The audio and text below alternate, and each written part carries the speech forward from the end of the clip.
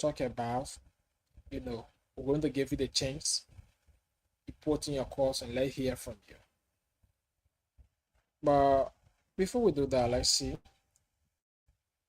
this public service announcement coming. Yeah, the Ministry of Education has received report that some schools are holding. Yeah, I think it's good that we talk about this tonight. Also, while we are waiting our panelists to come, while we are waiting on the panelists to join us, for those of you watching us live, just share the live so that other people can be able to follow us. Share minutes as you can. Share to other group pages you are following. We appreciate you for doing so. Just continue to share and share. We can share to other group pages that you follow on Facebook. We appreciate it so much for that. So just continue sharing and drop your comments. Tell us you're joining us from this evening. Whether you are following us from the diaspora or here in Nigeria, tell us we are joining us from this be out or comment. Yeah. Let's see.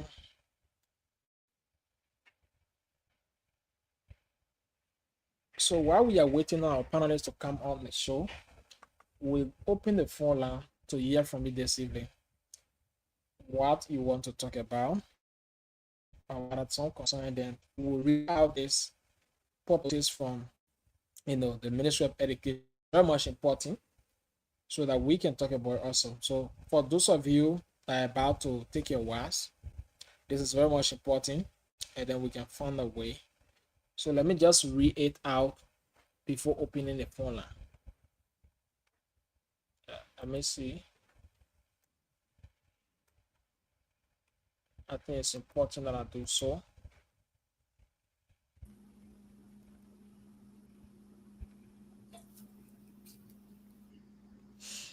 Yeah, it's important that I do this so that people follow us, can be aware. And then we talk about this because there are other people up to this time, they are not received, they are slave, and they are waiting on money the first to start their wars. So this one this evening, just from the Ministry of Education, says public notice WAS Kennedy numbers. So the Ministry of Education have received report that some schools are withholding WAS Kennedy numbers and examination information from students because of unpaid tuition or other school-related fees. The ministry wishes to make clear that this practice violates the ministry policy. No school is permitted to deny, delay, withhold, or obstruct a student participation in any WAS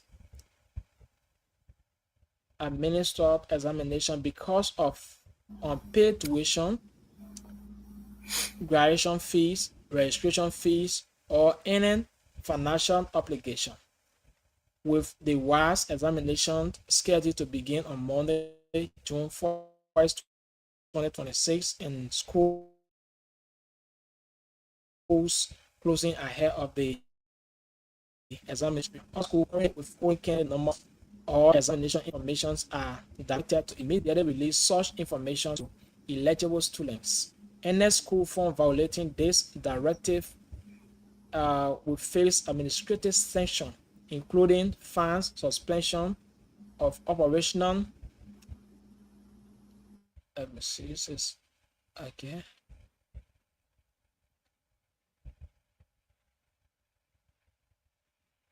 Yeah, any school fund violating this directive will face administrative sanction, including fines, suspensions of operational previous revocations of operation permit, and further actions where necessary. Okay, so parent guardians, they are also asking parents, those are parents that are being involved into this. So if your child slave of who because you never pay your child's school fee, if they also hold your child's slave because they don't pay flexibility fee, the ministry is asking you now to report that to the DEO or the CEO of the county. to do so, and they are also asking the media to also bring out to, in reporting this issue. So I think it's a good thing. So the ministry is just trying to inform us that no students that is eligible to take, WAS, they should be or will be holding by, the administration, that yes, because you don't pay our banner school fee and one, if you ain't taking a WAS, we'll not see you, so we'll not give you your slip. No student should be denied because they are owing your school fees. No student should be denied because they don't pay flexibility fees. Because the last time you called for gala day, they don't pay. No. If the student is eligible to go and sit for the WAS, give them their slip. So if your parent listening tonight to Top 105.3, maybe your child has been involved into this,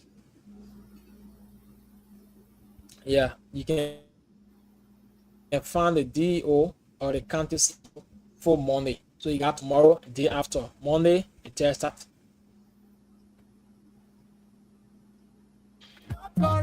We go talk am so. From 9 o'clock till 12 midnight, we sitting here, we ready to fight. No palava, no fear inside. Look my talk, we not go high. Call Mr. John to go, bring them ready veterans, sit on them. All right, so that's it this evening on Top 105.3. If you just joining us, we'd like to say welcome here this evening. Don't you go away. Let's keep doing this together. We have 18 minutes past 9 o'clock. Pretty soon, having our panelists on here on the show. But in the meantime, while we are waiting, we'd like to hear from you tonight. What on your mind that you want to talk about? Or maybe is there any concern about your child, sleep being held by the school? Yeah, we can all discuss about it here. But the common way or the solution to that is find the DO. If you go to the school and the school is refusing to give your child slip because you still owing some money, find the DO or the CEO and they will give it.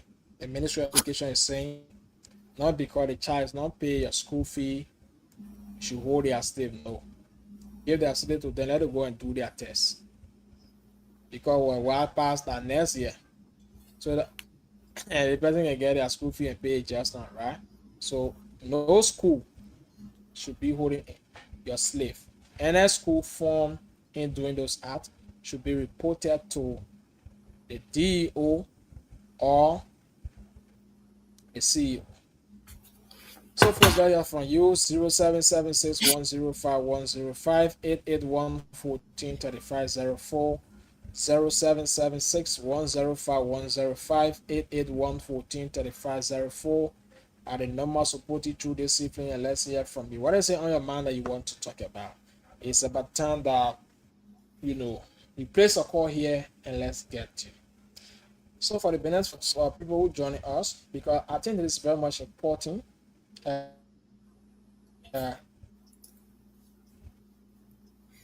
we give the announcement to the public as well. The students who've been complaining about the level, they have their money or they still owing. So the school is denying them from giving them their WAS day.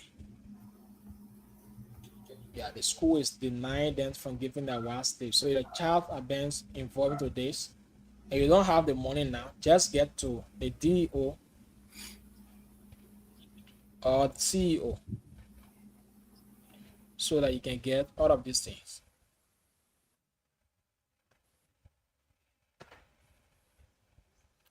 Zero 0776105105 881143504 0776105105 881143504.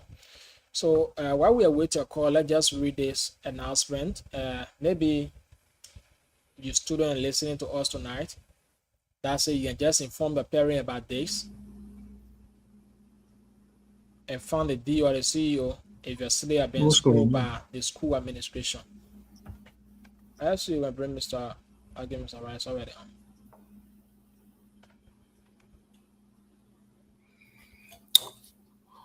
on. Yeah, you have the screen set up so Nuba Masek will not appear on the screen. How you doing? I'm doing great, Mr. Ra. Already.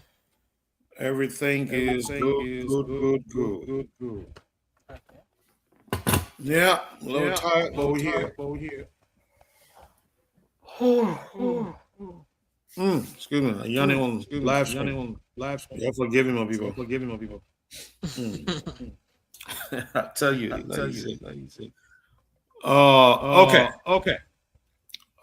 Keep doing what you're doing. I think Mr. Nova was on what he dropped. So Okay. that will come up.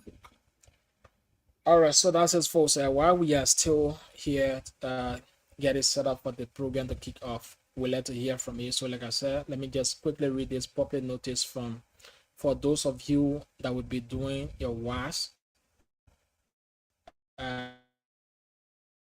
This is from the Ministry of Education.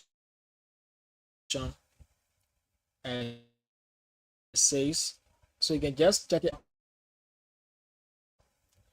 But this is saying the Ministry of Education has received report that some schools are withholding WAS credit numbers and examination information from students because of unpaid tuition or other school-related fees. The ministry wishes to make clear that this practice violates the ministry policies, and no school is permitted to deny, delay, withhold, or obstruct a student participation in any WAS administered examination because of unpaid tuition, errors, graduation fees, registration fees, or any other financial obligation. With the West African examination, with the WAS examination scheduled to begin on Monday, June 1st, 2026, and schools closing ahead of the examination period. All schools currently withholding candidate numbers or examination information are directed to immediately release such information to eligible students. Any school form violating this directive will face administrative sanction, including fines, suspensions of operational, privates, revocations of operational permit, and further action where necessary. Parents, guardians, and students are encouraged to immediately report any school refusing to release candidate number or preventing students from sitting the examination through their district education officers. They now say to top radio, so you can come here tomorrow to your district education officer, the DEO, the county education officer, the CEO, our social media DM, meaning the Ministry of Education own page. You can just go there and give the information out to them, drop your number in their inbox, and they will respond to you. Or you just go to any bureau-based bureau or secondary education or the ministry office. So anywhere you have the Ministry of Education office, you can just get to them with your child that, oh yes, we have 3,000 for the school, but right now I don't have money. Try talking to the principal and still holding my daughter's slave, and we don't get it yet. So the ministry is going to advocate for you so that you can get it. Because if the child misses it, they have to sit and wait for next year. Yeah. So the ministry is saying no school should deny any student because the child is supposed to pay graduation fee and they don't pay it yet. Or this child is holding banner school fee and they don't pay it. So you deny them from taking WAS? No. If that is happening to you now, tomorrow you can find the county CEO or the DEO for your district, get through, then you get your slip. So let's hear from you. 776-105-105 881-143504 0776-105-105 881-143504. Let's hear from you this evening. What is it you want to talk about? It's about time that you put in your course, and let's hear from you. Call Mr. George Nubo, bring that sound. The veterans meeting, no nonsense. Must right, talk and clear, breath. People don't see anything fair. Just make strong woman, yeah. If you wrong, she go say Everybody, how decide? For me country with the life. In my people, you're ready. Grand Bass.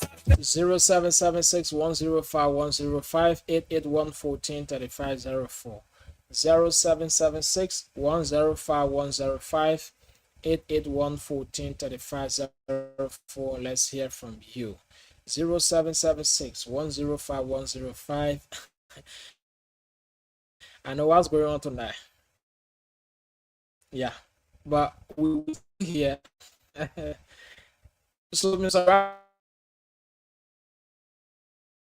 Radio, so you know, for a very long time, and you stop. What's going on? So I think most of them tonight they have forgotten. All right, but we'll say yeah. What's going on? I said maybe the reason why people are not calling for now is because the superintendent is it's on Suma Radio. I will speak. Yeah, so maybe people want to listen to him for a very long time and start listening to the superintendent. Okay.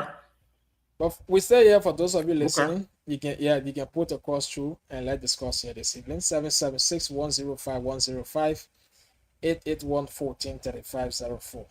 0776 105 105 881 143504. Let's hear from you. Steady, from push to down, from market to yard. If the matter strong, we hit it hard.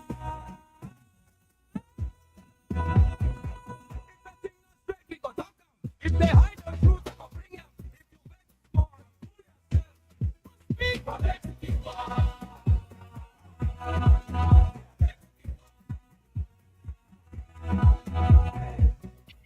To the farmer people, oh.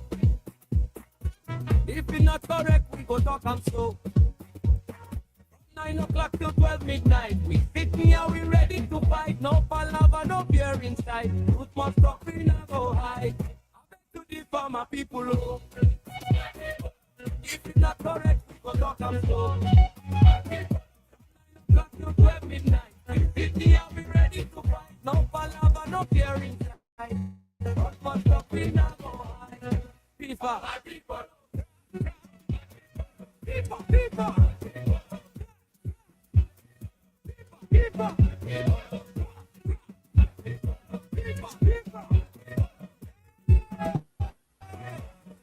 Lead action.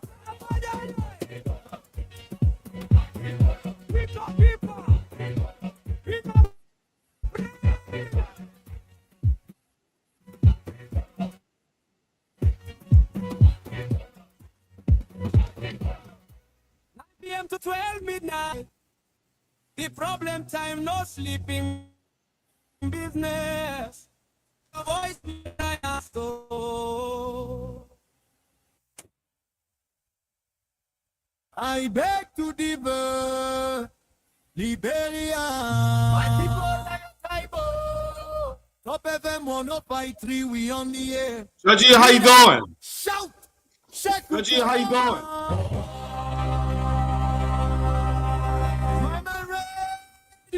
Archie Wright. I'm doing good. How about you? I'm disturbed, man. I'm disturbed, man. I'm going to play this video I just watched. And I think this need to be considered a crime. The society has to evolve. This is unacceptable.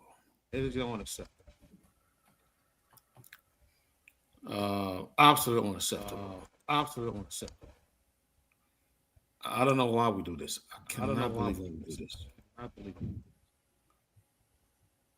So anyway, before we officially do the program. How's the city of Birdie Love, sir? It's pretty good. Yeah. I just hand it in there.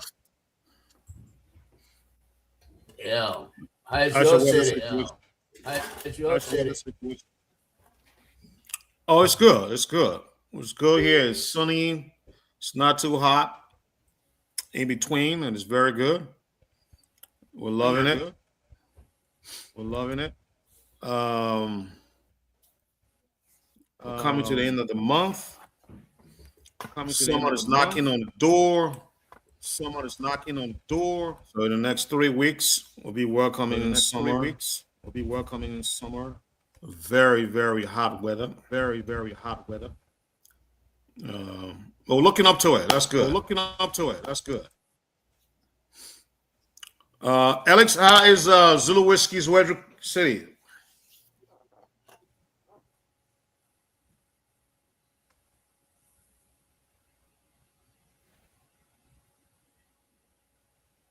Alex, can you hear me?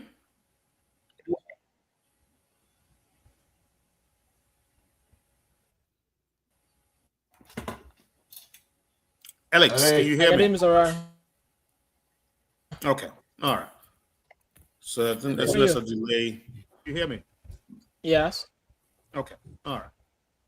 So I think that's another delay. Yeah, the internet plans a trip. Okay. All right. Okay. All right. So, Mr. Nubo, let me play this video I was telling you about. So, before I play the video I was telling you about, this guy is saying messless guy Please meet your brother. is saying messlessly whipping the guy. Yeah, at least I mean, and people there watching this thing and did not intervene. People relax watching this guy. I don't understand this. How? Why? And it's towards the 7. Let me play the video so you see it.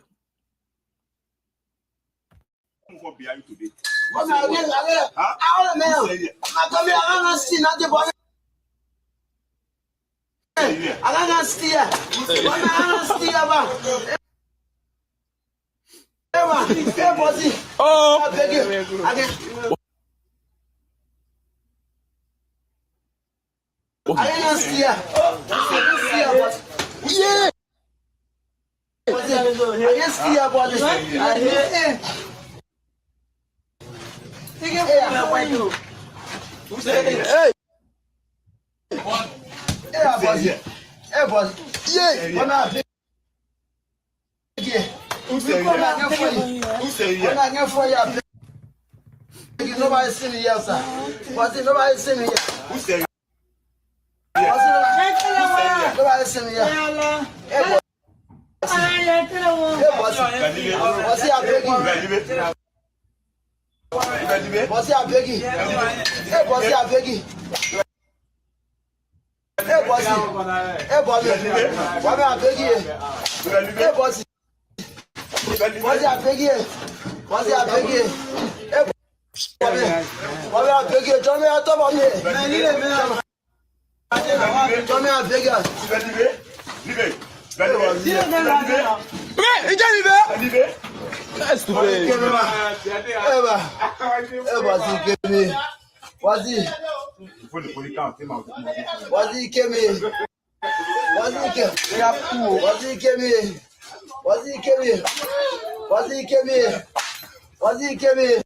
I mean, you see how people conveniently watch this thing and they don't intervene.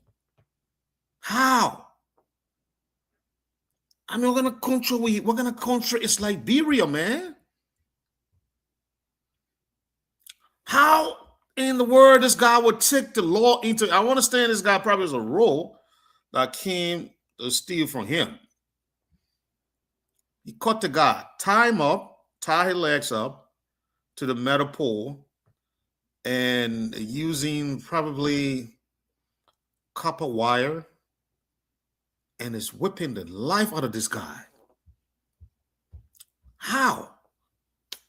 And everybody, look at the two people who don't understand it. Look, watching this guy. Other people videotaping this thing.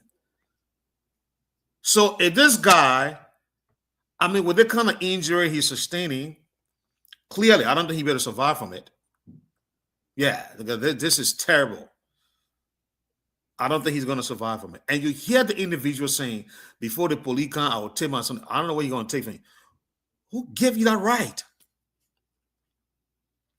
Who? I mean, why?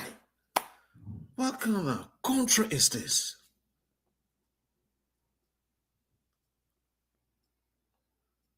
I just can't, it's hard to watch for me, but I wanted to show this because when you see citizens doing this, it means either they don't trust the justice system.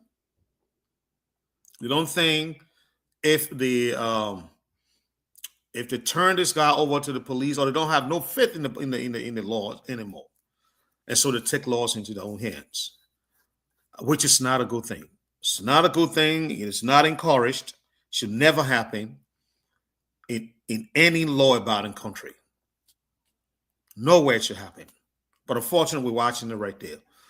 Mr. New, I wanted to play this, even though this is not part of the programming today, but I just saw the video and I'm like, I gotta show it, man, because it is terrible, absolutely terrible to watch.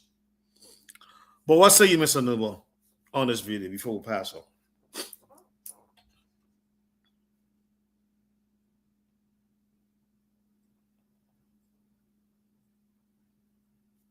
Mr. Nubo, you hear me?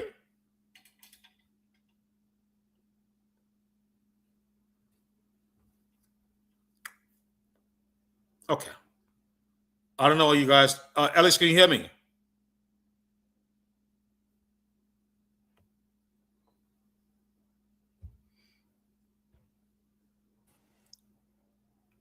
Yeah.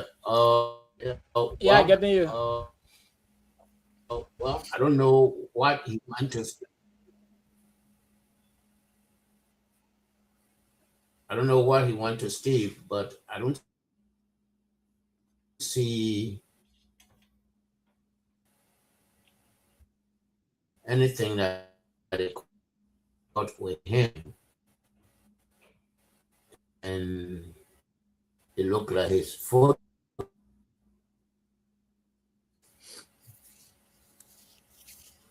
What should I do? Call the police? You'll grab the man, you'll tie the man.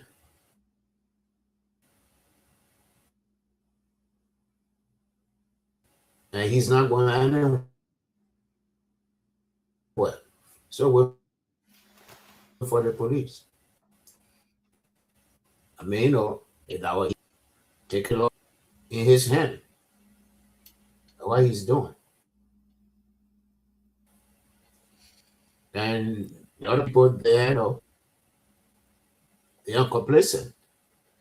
They got to be complicit in this. Watching, you know, this guy been beat without intervention.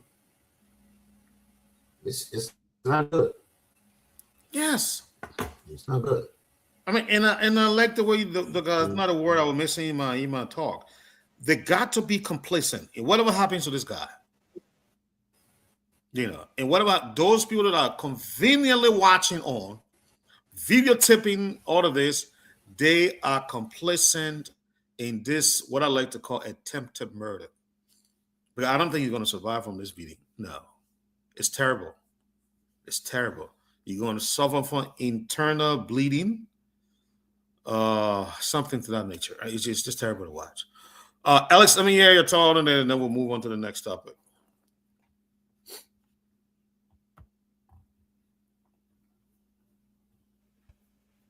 Well, thank you. You know, as I saw this video on a live, I think it was yesterday evening hour. What our people are trying to do is very much bad, because these days, because of social media contests, because of comments, people just censor you and they beat you. This is not the first incident. The last one is between one Ghanaian fisherman, and he tore off the guy even fighting to hold a rope that the man can choking, and you are crying for your life. So this is the second one again that we are seeing, and people will always be in a habit of standing there because of social media context and start to record without intervening to know what is happening, or even putting stop to the man that says no, stop, you can't do this, you already catching, let's wait for the police. Because I think that's troubling the community people concerned to say no. Since you say you can't steal iron and here living like this, let the police can call the police who can carry him to the police station. But beating on him, it was not a real thing. But anyway, I want to say thanks to the National Police because TD already been arrested. That was him involving to days. Well, hold on. You said the guy has been arrested? They have been arrested, so we look forward to see what's happening next. Alex, the guy who beating that guy has been arrested?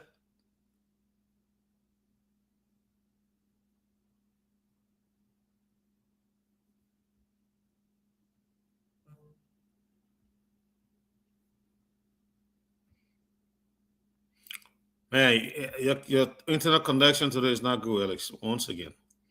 Because I don't think you're hearing me.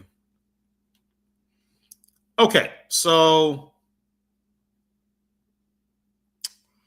Well, Mr. Nuba, can you hear me, sir?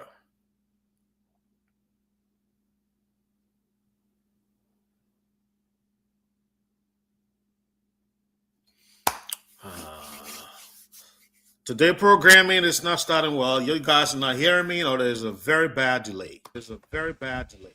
Mr. Rai,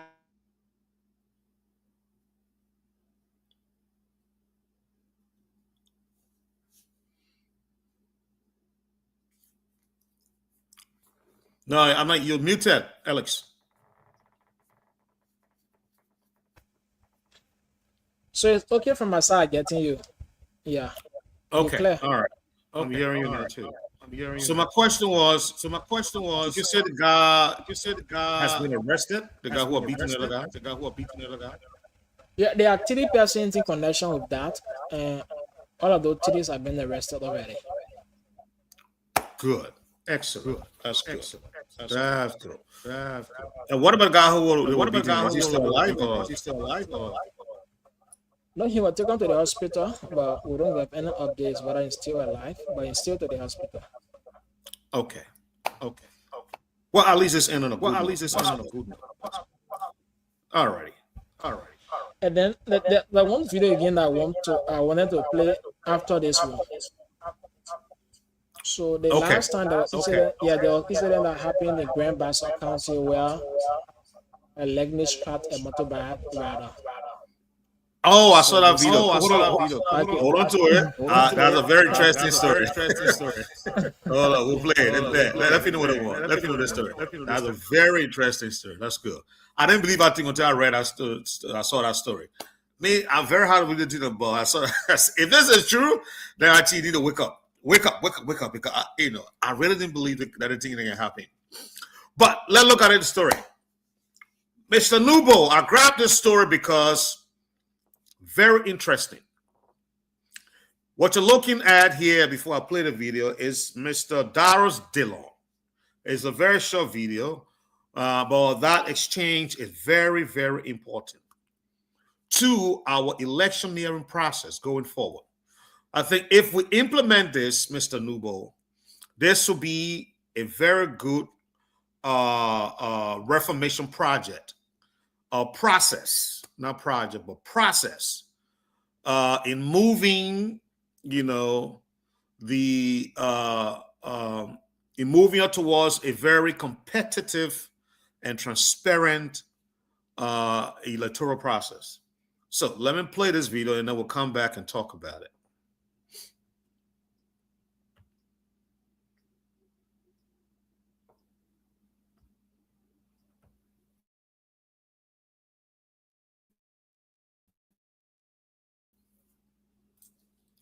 I don't know why are you guys hearing the video? Because it's kind of mute on my end here. What's going on? This is loud. It is absolutely loud. I'm not Very, hearing.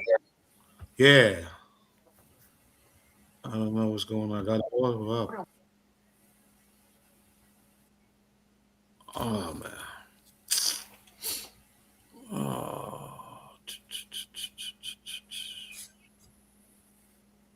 All right. Let me. It's coming, but it's not. It's coming.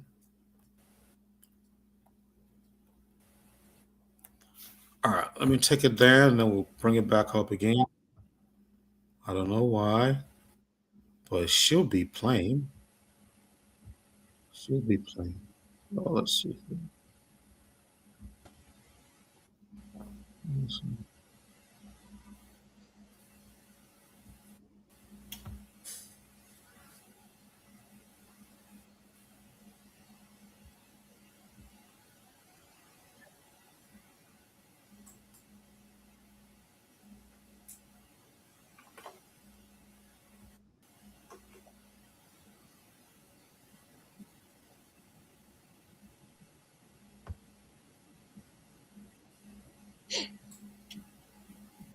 I don't get you.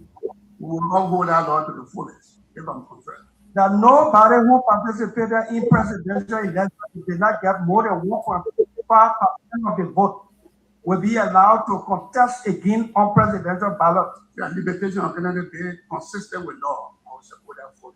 You on the record. Thank you. What are you going to do about trucking final on presidential ballot and did not get more than 1 or some more percentage of the vote?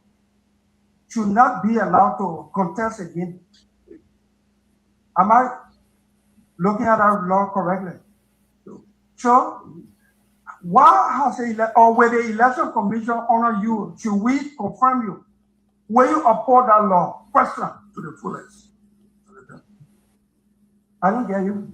We will all hold that law to the fullest, if I'm confirmed. That nobody who participated in presidential election and did not get more than 1.5% of the vote will be allowed to contest again on presidential ballot. The limitation of any debate consistent with law. I will support that fully. You on the record. Thank you. What are you going to do about trucking final on? Okay. Two things mentioned here. Well, one we talked about. The other one, I really, really hope that we can find a video on this. I think we need to go find it.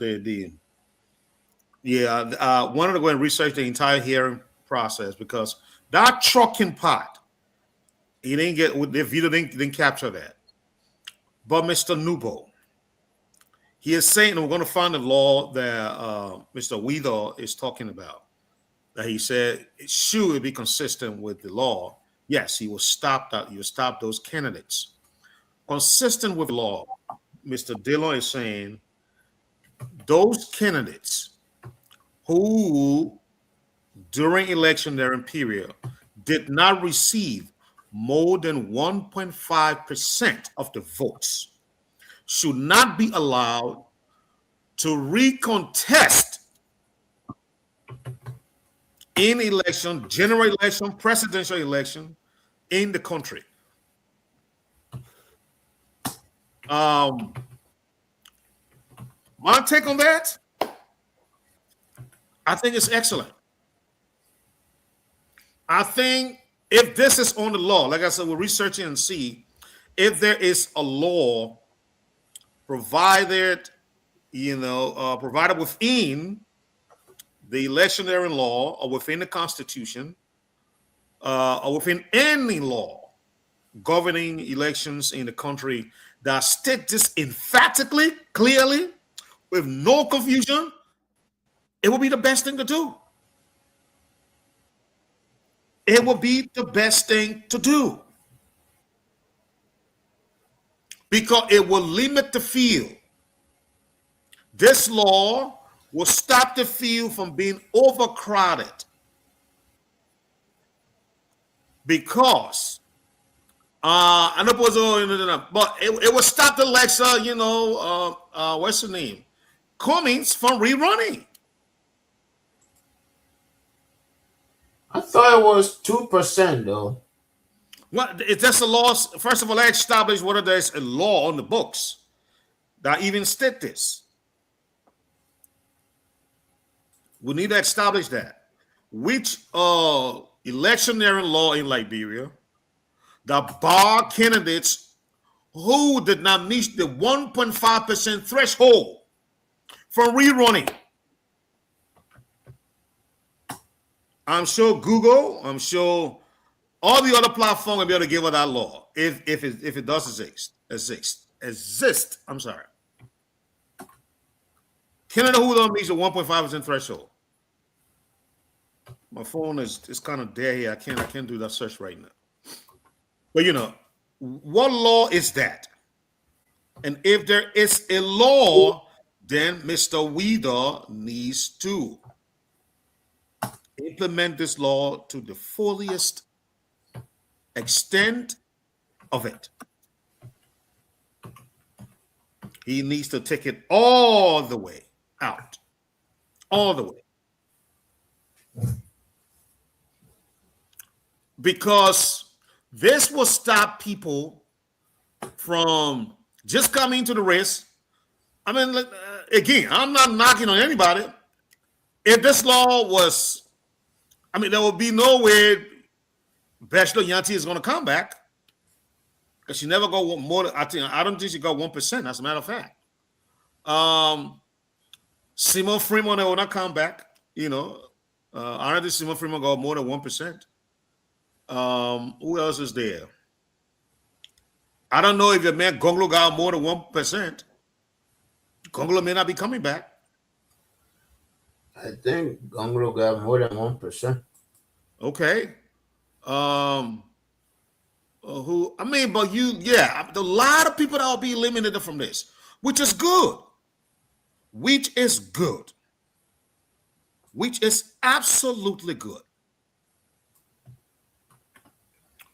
Because we all know. Now, I'm not trying to be, you know, the naysayer here, but we clearly know people go into these things not because they believe that they can win the presidency.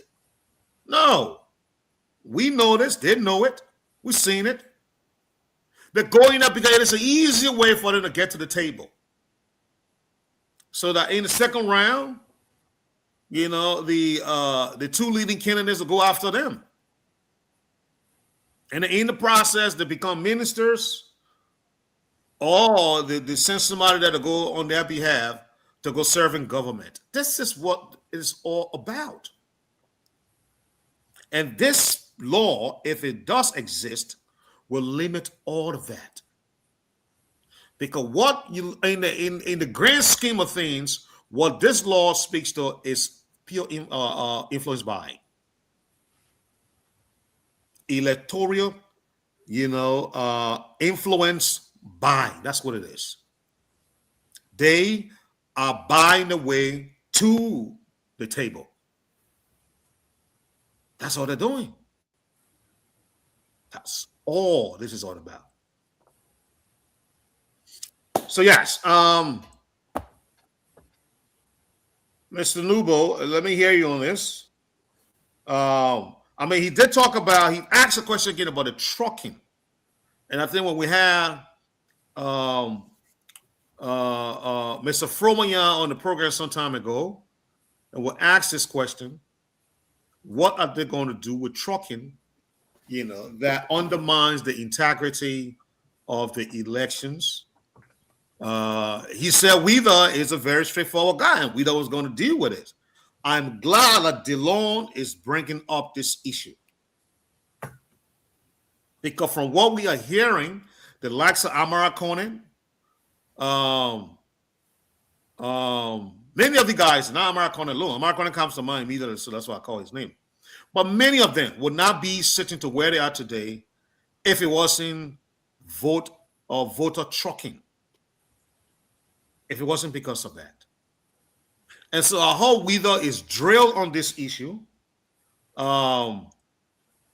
We need to find a video, the full recording of this thing, so that we'll see how Weaver answered that trucking part of the questioning, because we need to know what his plans are. We need to know what his plans are, because the wrong people are showing up within the legislature, all because of this trucking. You're listening to what's the guy name? Wafala, even Tom Wafala. The guy, one guy for sedition for Lufa County was saying the same thing to Wafala. You asked me to truck voter at the time, was that okay? You know, when Wafala asked why Joel were coming back to rerun. These are the questions the guy was asking Wafala. I mean, you would think the law should be able to call that guy and question him. What do you mean? Do you have evidence to prove that Wafala asked you to do this? You would think so. So that he can provide the evidence. And so if they don't, even if they don't want to go after Wafala to prosecute him or whoever that was involved in this with him, but they can be able to stop this from happening again. You would think that should be the first major step that they should be taking by now. Look into this thing, see why it is happening, and then develop a plan to stop it from continuing to happen. Because this brings the integrity of the entire electionary process into question. This voter trucking. Voter trucking is not a good thing. And everyone engages in it. This is not only just in certain people. Everybody engages in it, and it needs to stop. I don't know whether it's the God that's going to stop this.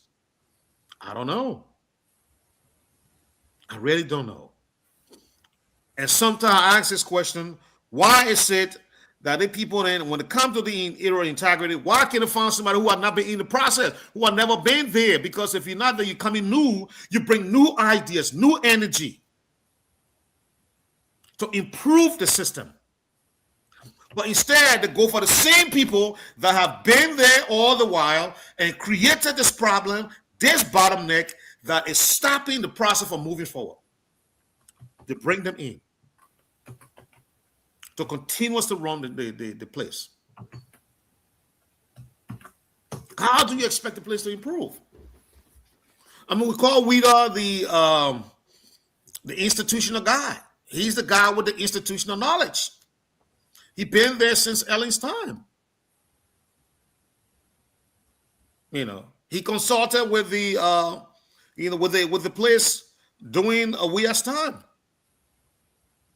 I mean, during the electionary process, you know, he's consulted with Boycott and the rescue train, but now he's there because why? It is said that he has institutional knowledge. Now, we hope that this institutional knowledge will move the NEC from this very, very improper position where it finds itself, and the vote raking is going up. Because if you're trucking people, that's vote raking. Bringing people into districts and constituency where they don't belong and having them to vote there. That's vote raking. I don't care how you try to reframe it, but that's vote raking. Clearly, that's what it shows. It showed vote raking. Okay, Mr. Nubo, well, yeah, you on this one, sir.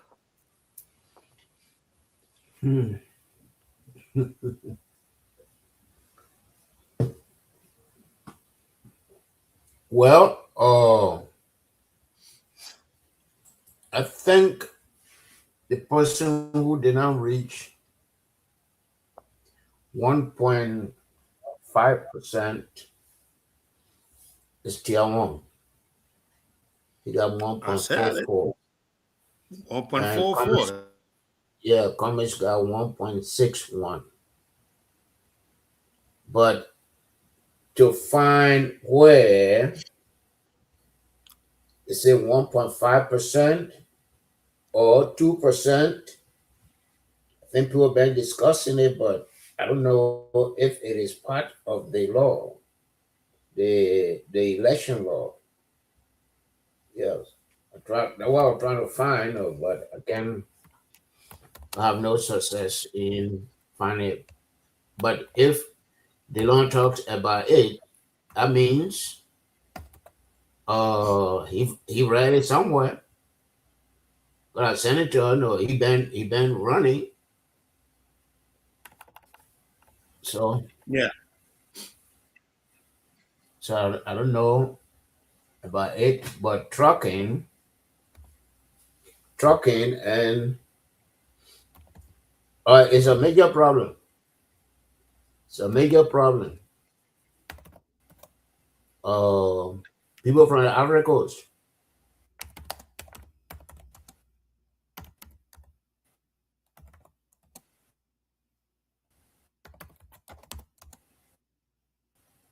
They in Maryland County. While I was running, somebody wanted me to go there. I said no. I said the man who blowing your horn here, he's from the Ivory Coast. I said, but I met him here. That was in Giratabo. I said I met a man here. So it's not to say that I went to the Ivory Coast and brought him. So it's a serious thing. And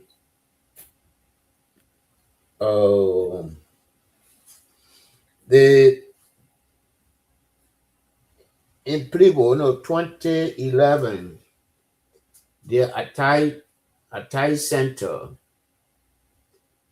if you did not register to vote, you are not allowed to ask questions. That's a sister in Plibo there. I don't know if they still continue it, but it's not registering in Plibo. They were doing it to encourage people to register to vote. That's how I saw it. But it's a serious thing.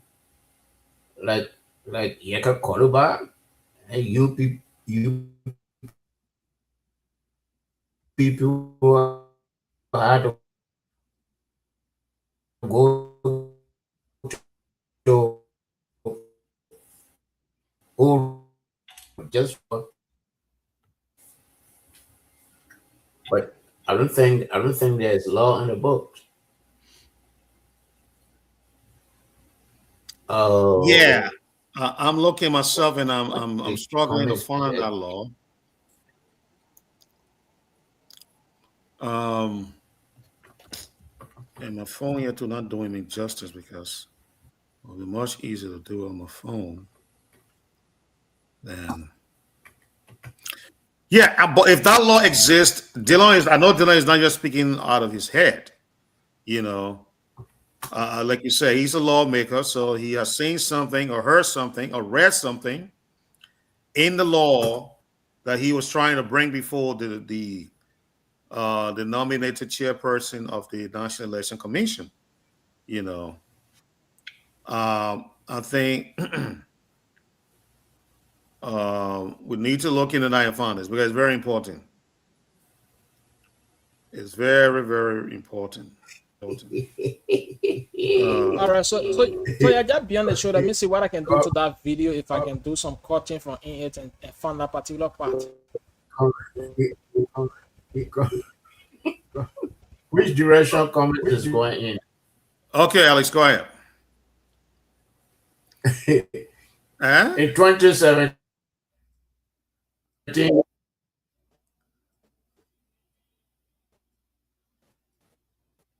in 2017, he got 7.21. Thank you, Elia, on with God.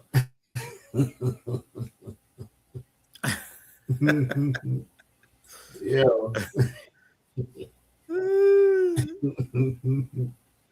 No, but you just said Comey was calling Comey what? Comey got 1.5, 1.66 or 65%.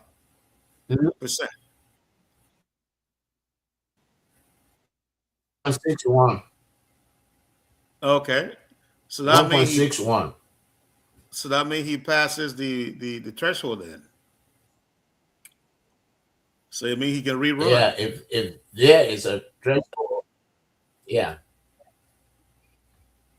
Yeah. So he can rerun, but there are lots of people would not be able to rerun, and they need to enforce this. They got to enforce this law.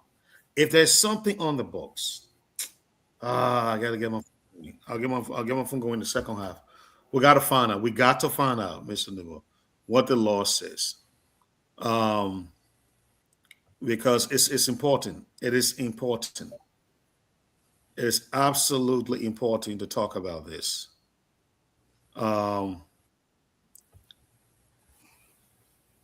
It just doesn't. Okay. So I don't want to There roll is, this, Mr. there Lippis. is, Uh-huh. there is an article. Uh, I know it is a press release.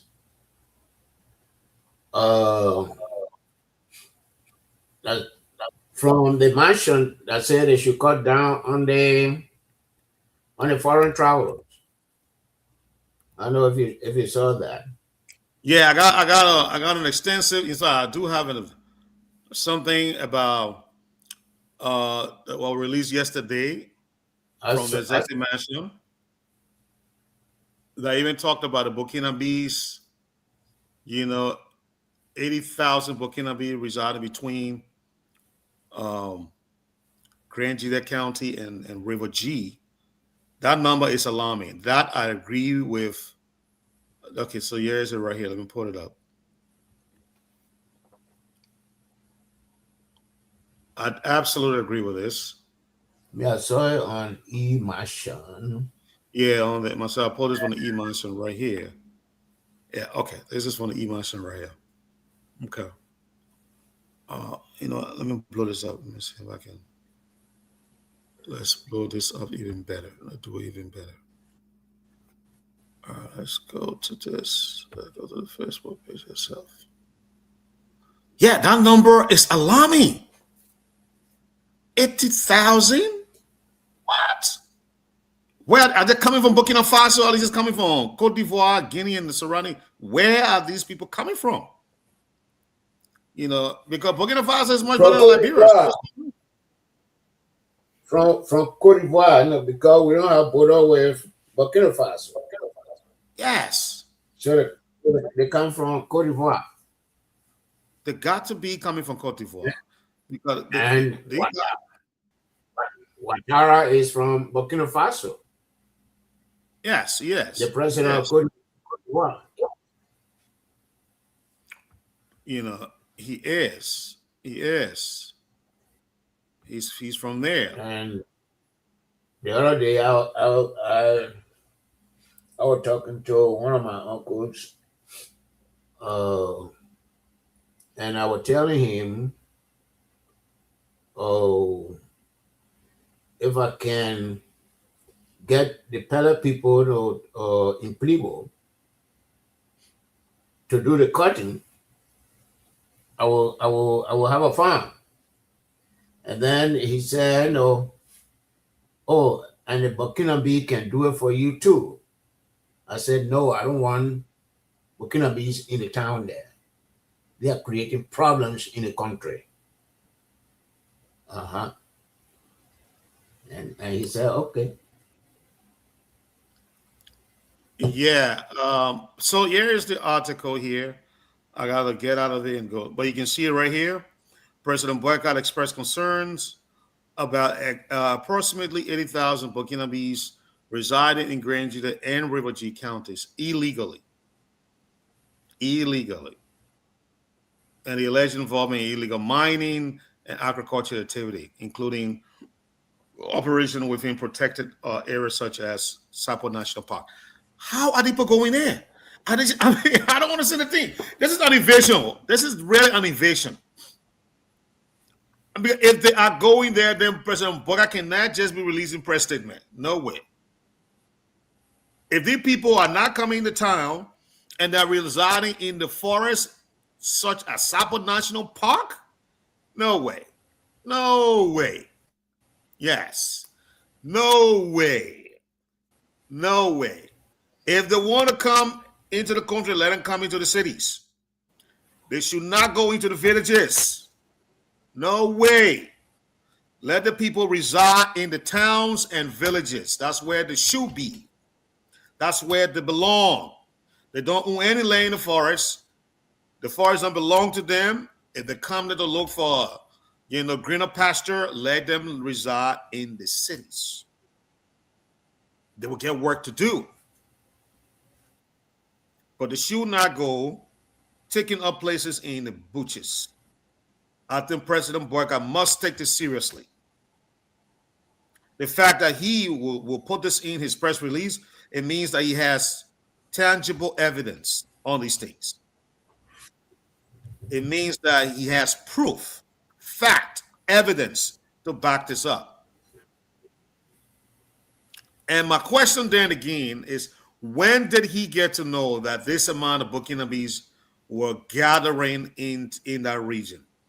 Because we've been talking about it, I think, either the beginning of the year or late last year, when the immigration officer and his team went to the southeast.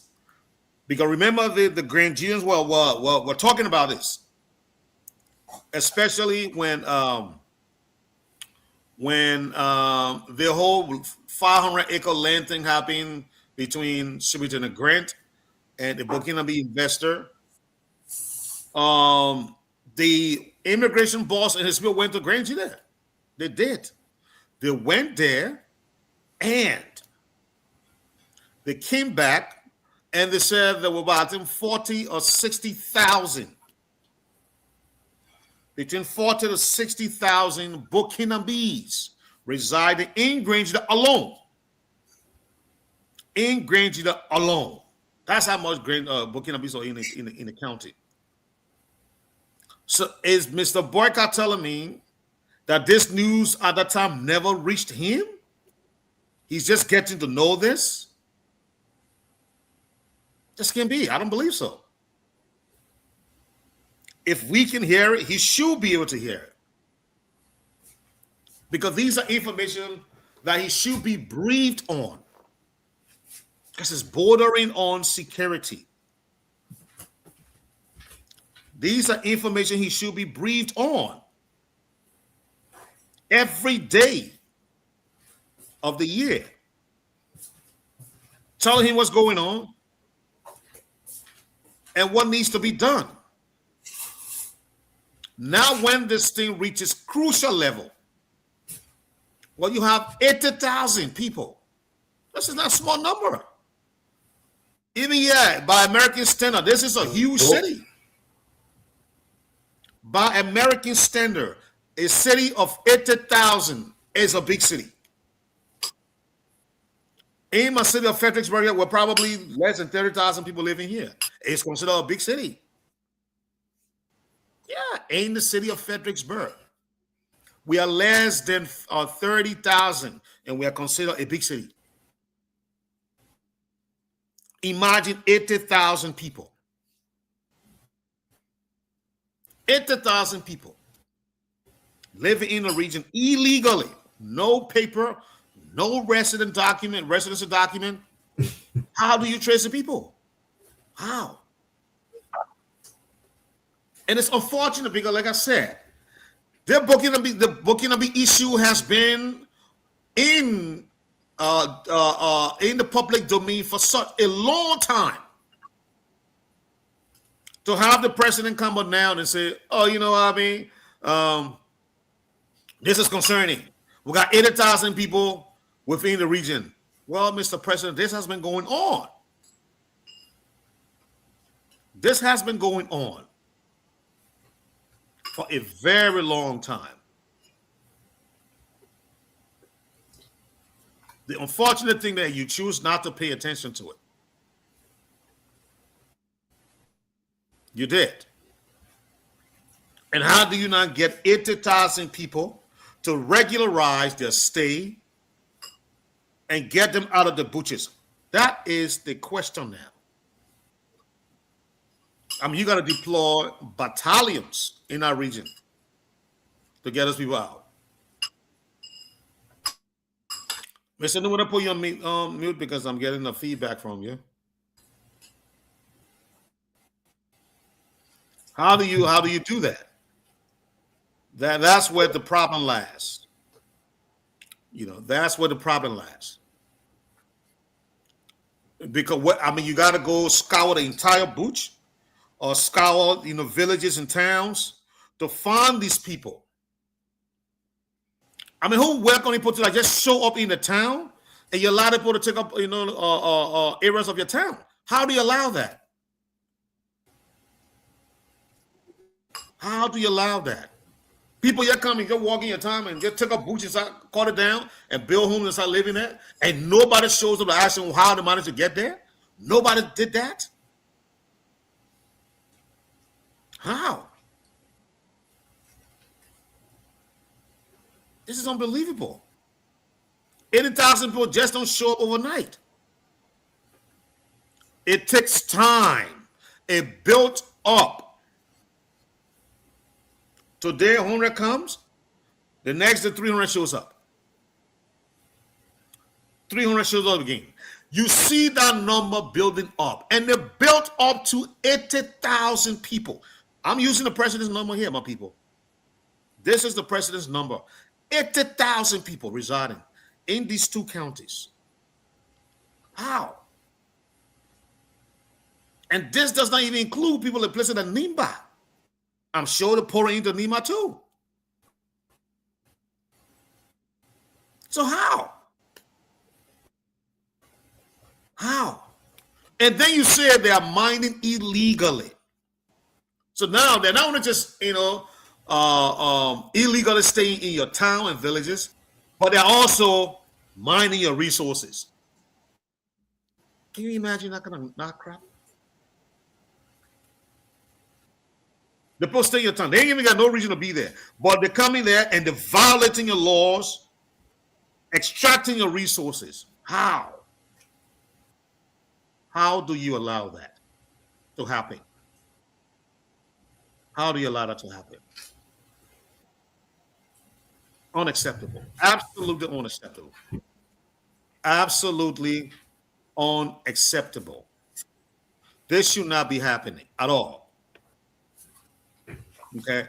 And now Mr. Newman, he also said that, he's hearing somebody got to fight over the president.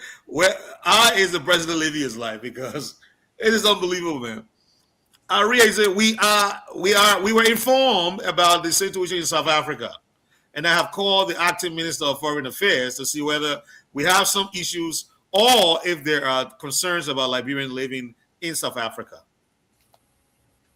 How long have we talking about the thing now? Probably 2-3 weeks now. And the governor of Liberia is just making statement on this thing. Africans are being stopped, beat, shot, and killed, maimed, public, humiliation. And the president telling the nation said we were told about it. And as a matter of fact, I just deem it necessary to talk to you about it. Really? And Ariane said, though we have not heard anything, we are waiting to hear if there is such a case to add some urgency to bring them home. Whoa. He said, we are waiting for urgency. And it will bring them home. Okay. Let me read on. On the issue of health. He said, on public health, the president called the Minister of Health to update the cabinet on preparedness measures to prevent and respond to potential disease outbreaks, emphasizing the importance of vigilance in a global interconnected environment. Quote, you can say it is way in Congo. We have people traveling regularly, so we have to be on the alert. The president cautioned urging Liberians and institutions to observe and preventive health measures. Okay. He's speaking of the Ebola, the Bujumbura, how you call it, the new strain that is wreaking havoc in the region there, in the eastern region of Africa. um, Congo, Uganda, and I think Rwanda is part of that too now. But I applaud him for that. Putting the health system on the alert. That's good. But I will file a veto, Mr. Nuba, because I saw Minister Cotto making presentation and I laughed. Oh, look, man, I'm not knocking on anybody, But a minister is going to be making presentation out, then then we are really suffering. We are really taking the crap out of the bars and bringing them to the top of it. That's just what it is. I'm sorry. That's me. Don't hold me responsible. Hold your president responsible. So he urged the cabinet to ensure that the act is effectively implemented. Okay, he said Liberian leader also placed strong emphasis on the implementation of local government act, describing it as a key instrument for decentralization, job creation, and improved service delivery across Liberia. He urged the cabinet to ensure that the act is effectively implemented to empower local authorities, strengthen governance systems, and enhance citizen participation in national development. All right. Okay, the rest of it I just said. But that's not right, and I like that part. I like that part too. I think if the president really want to, I know some people are going to argue about, actually we're starting little by little, so it's okay. Well, we need to get out of that, gradualism process. If we want to move things forward, the president needs to put energy into this thing. All right? I agree with him. It can be a means of job creation. It can be a means of active, broad-based citizen, participation across the country. These two things can be achieved. As a matter of fact, infrastructure as well. Development it will accelerate infrastructure development. Look at what Mr. Newby brought to us the other day, the Bond County local government sitting.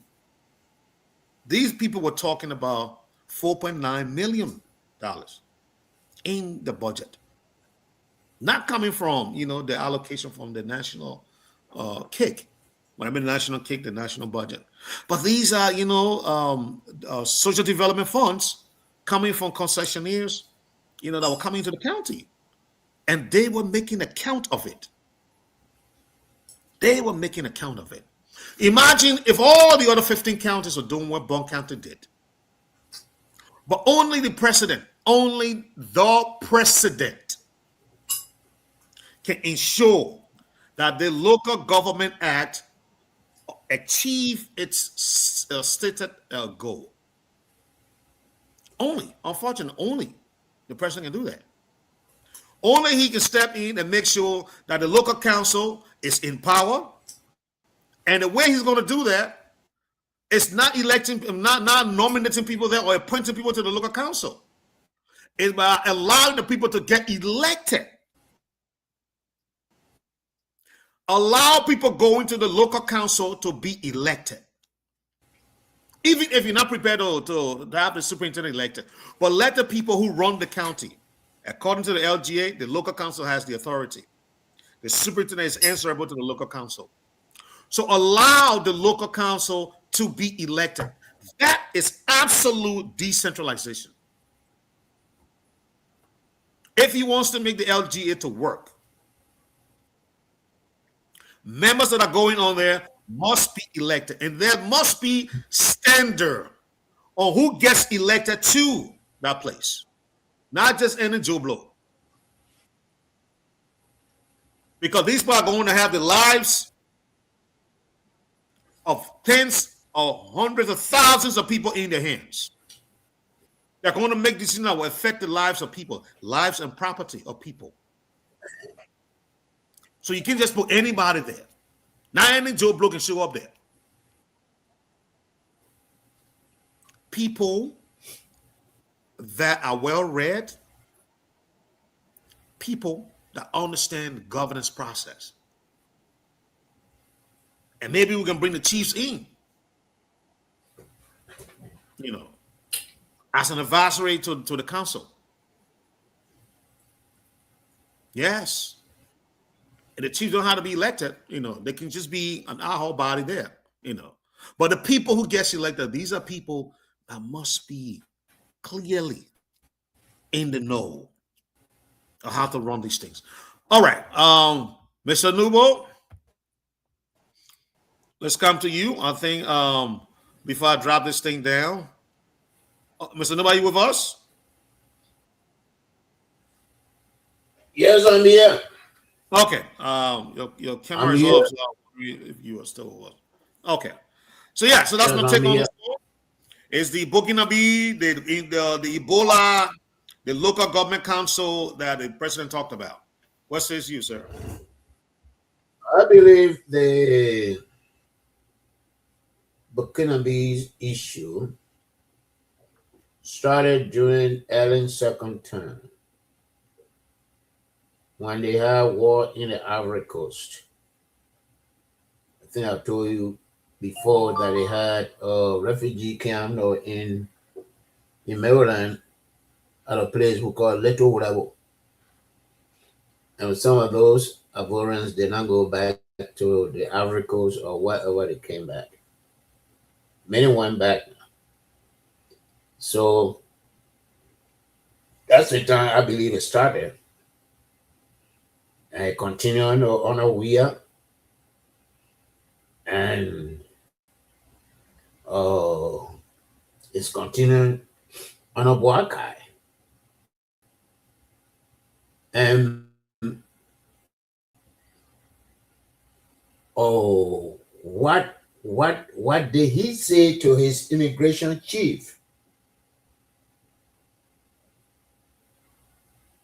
Yeah.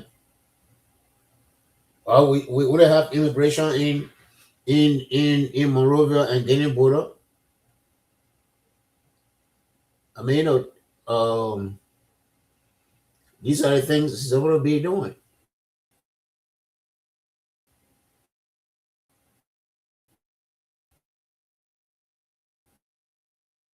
The chief. But your boy, the one who put him there. The immigration chief works at his way and pleasure. So that's my take on the Burkinabe issue. The local government act, he said it is implemented to do this and do that. I disagree. Should I say it must be implemented? Because the people are not going. Donald Trump said he spoke good English. I'm not correcting English now.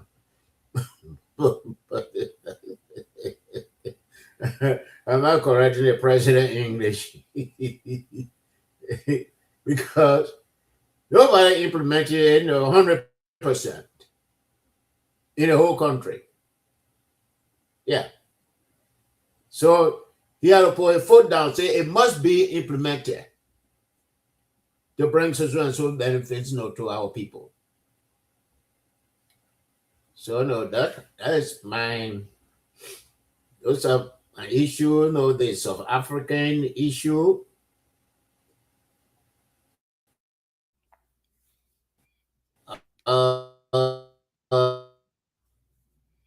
He should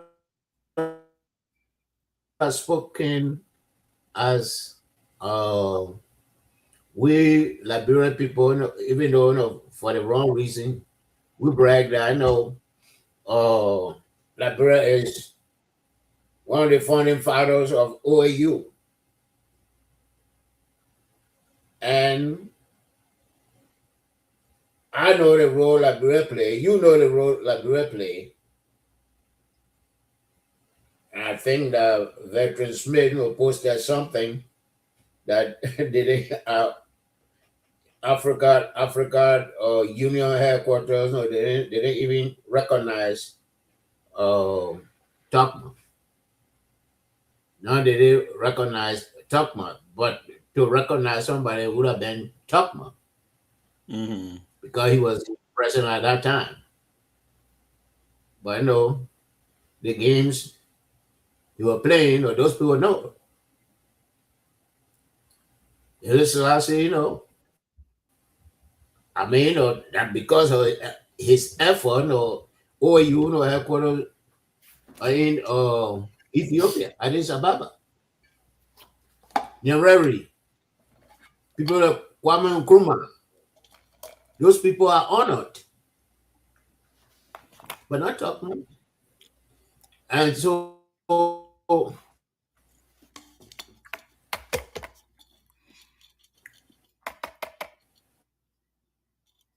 Mr. Dewey, is your connection? Because you started. fast forward, Africans.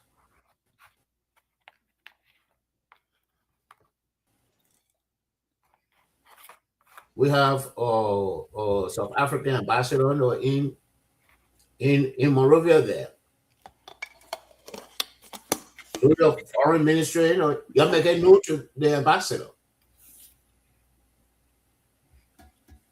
And the role of some of these countries no play for South Africa to be free.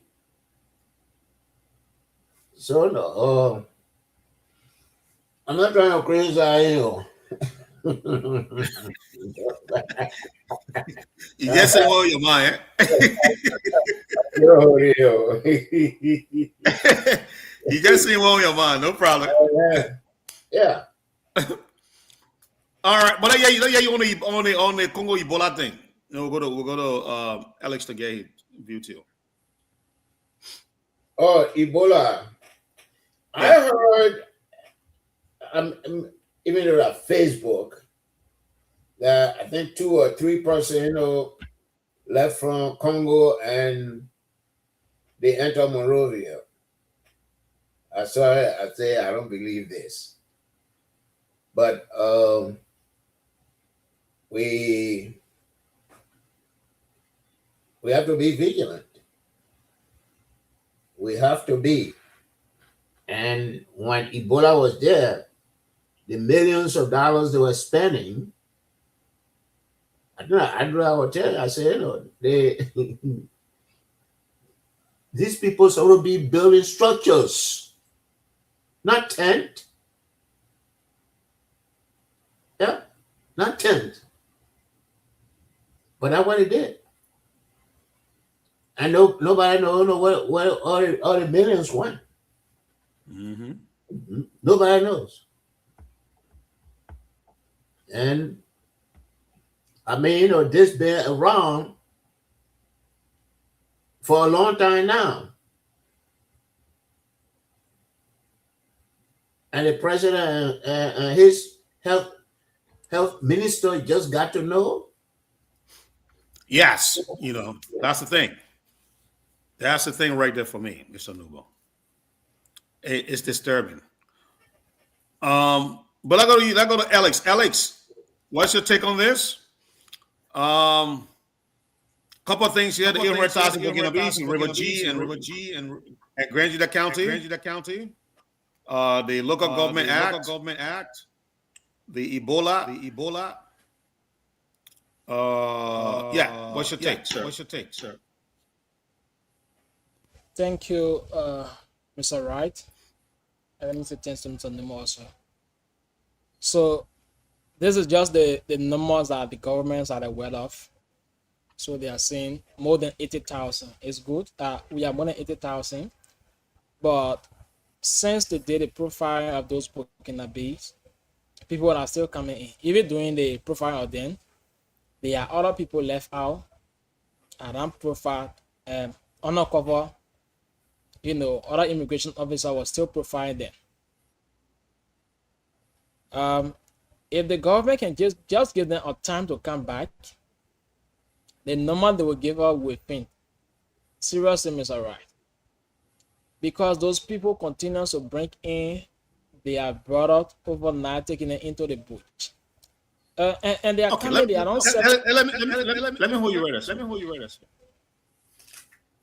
How are these people coming in? So actually, some of them are coming in by our own Liberian brothers. So before there are other families, so they have a time, and like for example, the family will go ahead and get it. A particular land, say this is our boundary with the other time, this is our boundary with the other time. So after they are collected up their land and have that particular boundary along with the time, and both time has said that this is our boundary, and the people agree. Now the other families will go ahead to say, okay, you from the house, this is the owner of 10 acres. You from the area, this is the owner of 10 acres. So like that, they can call it 100 hectare or 1,000. I think okay, 1,000. So that 1,000 hectare is 1 kilo. So you get 1 kilo, the person get 1 kilo. And some of them who brought that are away, like people in Monrovia, people in the diaspora, they give them bush. So they will say, okay, the person that is away get 10 acres, and then they will go and find a Burkina Faso man, bring them from Ivory Coast. Like, yes, I carry for you to be farming for me. So the person then will come to one conclusion. They're going to take it at the expense.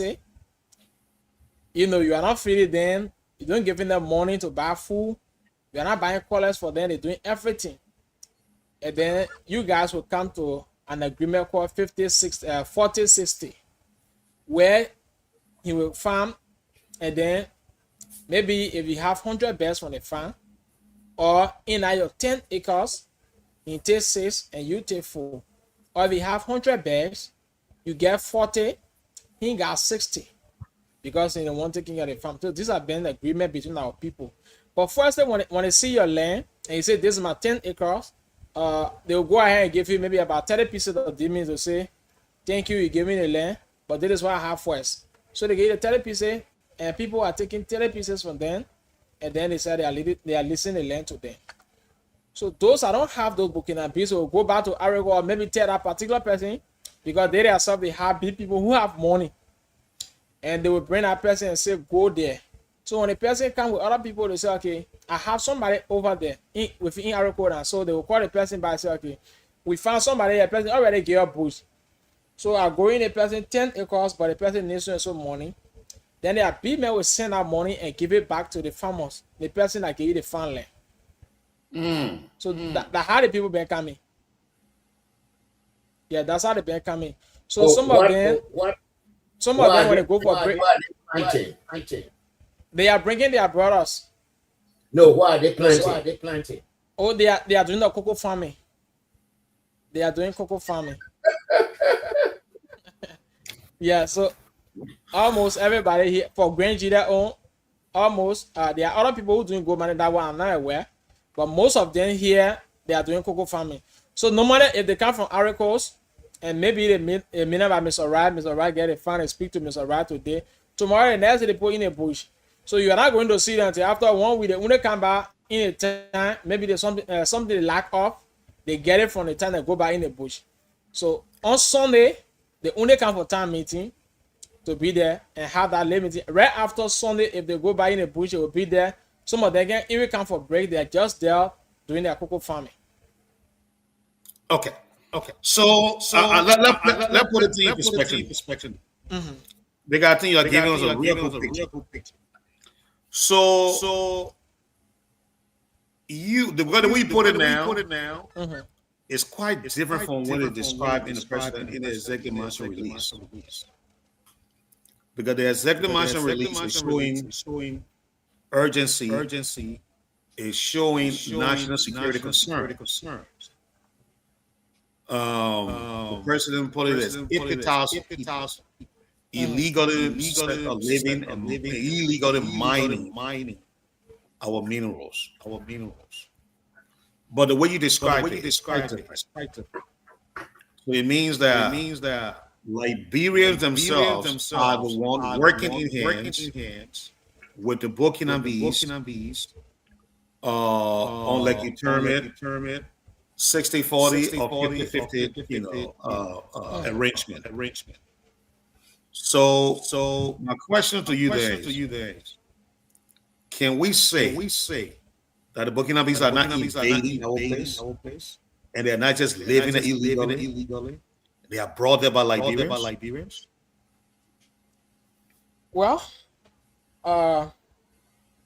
somehow we say because the presence there are of them is too much, so we will say they're invading because Mr. Right, if for the visit the few times I've been there are some of them who people brought, but then during their election when they went back, they brought some of them brought their brothers. And what the people can do, Mr. Right, if they have a time, those people have a bypass. Like if they bring their brother, you yourself you don't see their brother. They will use that particular bypass and carry that person in a bush. And our people, they will only carry them in the bush and forget about that they will be in a town. So all the while the people are farming in the bush, the people are just sitting there in a town. They only talk to them if the people come in the town. Oh, wait. So the people farming in the bush, they not supervise? Mr. Right, the thing I'm telling you now, the people only visit that most people to see how their farm going. They don't go there every day and to see whether there's no person in the bush. There are other people say sometimes the hunter can see them who bring you in our own bush. They say that one man bring me. Somebody will bring you, not know the person name. Some of them are being caught in the process. They don't know the person who gave them the bush. And then they will stand right there and tell you, say, all right, say you hold me. I don't know, say you say they push out for the person, you bring me here. I won't work for you. So you can give me late area so I can be there. And the person will say, okay, I have my own bush on the side. So let's go so you can work. And they will go there and start working with you. Say, how much bigger for me? And I don't want to lose. How much you think I can give you? The first one, say you come in start work and do not want to give me 30% first. Then they will call their big men that send them in Liberia now. Imagine 15-year-old child taking 10 hectares. Some of them 15, 16. They are here farming. Who you think supporting them? They are the people they have on our side. So the people just send them here, go and farm bush, and we'll be sending the money. So the people, we ourselves bringing them. But then we are not bringing it the proper way. Because if I bring somebody to farm for me, and I want for the government to know, there's no need to take bypass now. And then another thing too, Mr. Rad, the LRS, some of them are not doing well for us.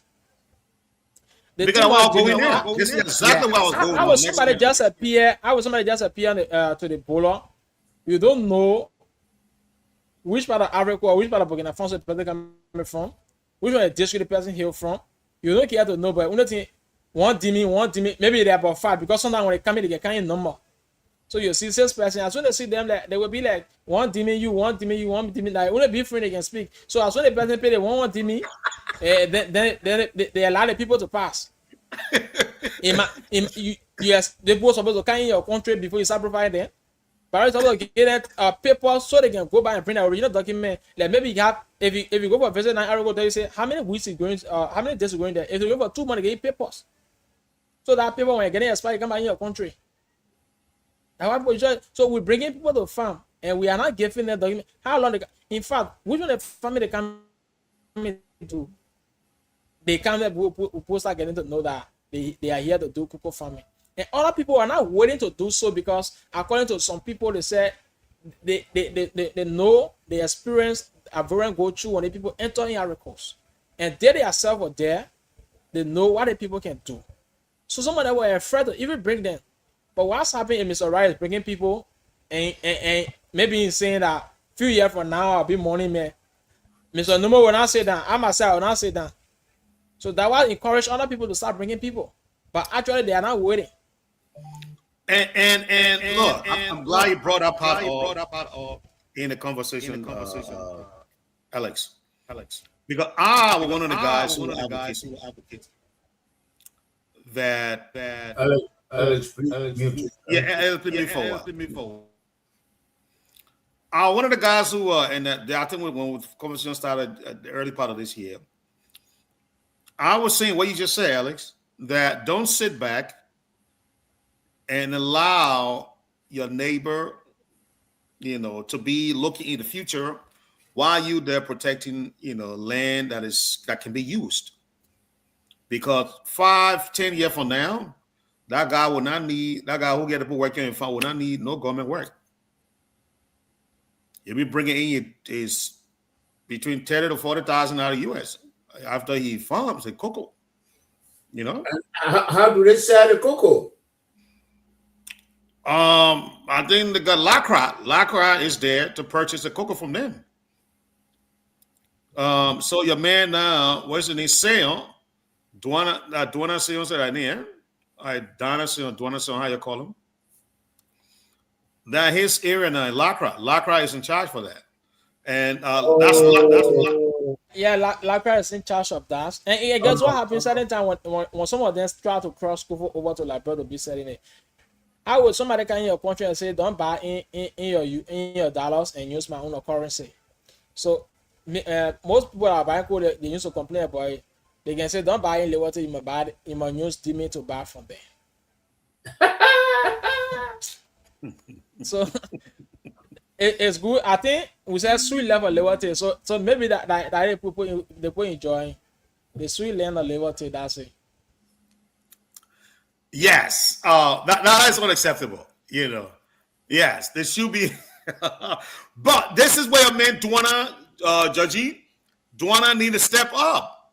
I mean, I've been trying to get Duana on the show, but I can't. Not Duana though. It's not Duana, right? Where name? I know it's gonna say him. Dan Sayed. Dan Sayed. Oh my God, Duana say I'm sorry, my brother. Dan Sayed. I don't know what Duana say on God. Duana say I want you to see Hey, man. get contact information, contact him. I've been trying to call this individual, Mr. Nubo, but I'm going to give it to him because he's very busy. And when I read about him in the news, he's here and there, moving all around the country. You know, he's traveling, going to conferences. He's busy, you know, because he's reforming the place. According to the news, he's reforming this place, you know. But my man, you hearing me? Dan Sayed, if you're hearing me, give me a buzz, okay? I need to bring you on the show so we can talk about your success and challenges. What are you doing so far? And the region that you're going to be running into coming the next whole maybe 3 to 5 years is the region we're talking about. Because, and this is my point I've been talking about, Mr. Nubo, that that's the southeastern region. Grand Jita, River G, and maybe part of Sano. But our Grand Jita River G will be the busiest place to G. As far as commodity farming and commodity trading is concerned. And me, I want to give it to people today. I want to give it up. I'm taking it along that line, but I'm going to tell people to do this. If you have your little bit of money within the next 3 to 5 years, thinking about going there to open up your commodity trading, set up a shop, Ames Wedro. And here's what you do. Find yourself a land. Build your warehouse. Build yourself warehouse. So you buy the cocoa from the farmers and you warehouse it right there. And then you transport it to Greenville, to the port. I know they're using Monrovia now, but guess what? When the road that comes to the southeast becomes good and pliable, trucks will no longer be going to Freeport in Monrovia. They will be turning around going south. So instead of going to Monrovia, they'll be going towards Greenville. That will cut down your cost and it will increase your profit. That's another money-making thing on the horizon because the cocoa is going to flow in our region. Everybody that I know doing cocoa farming, everybody that I know, every Sagba is doing cocoa farming. And so that region is going to overflow with that commodity. So money is going to flow in our region. I'm telling you today. We look at it right now, Mr. Nubo, Alex, as something, you know, that make us look bad. But 5 years from now, that region will be one of the, I don't want to say richest region, But if we go in the region where trading and commodity a business will be the highest.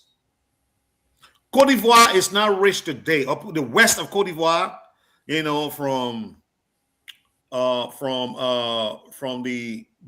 what do you call it, the ECR region, Daloa, coming all the way down there to the play.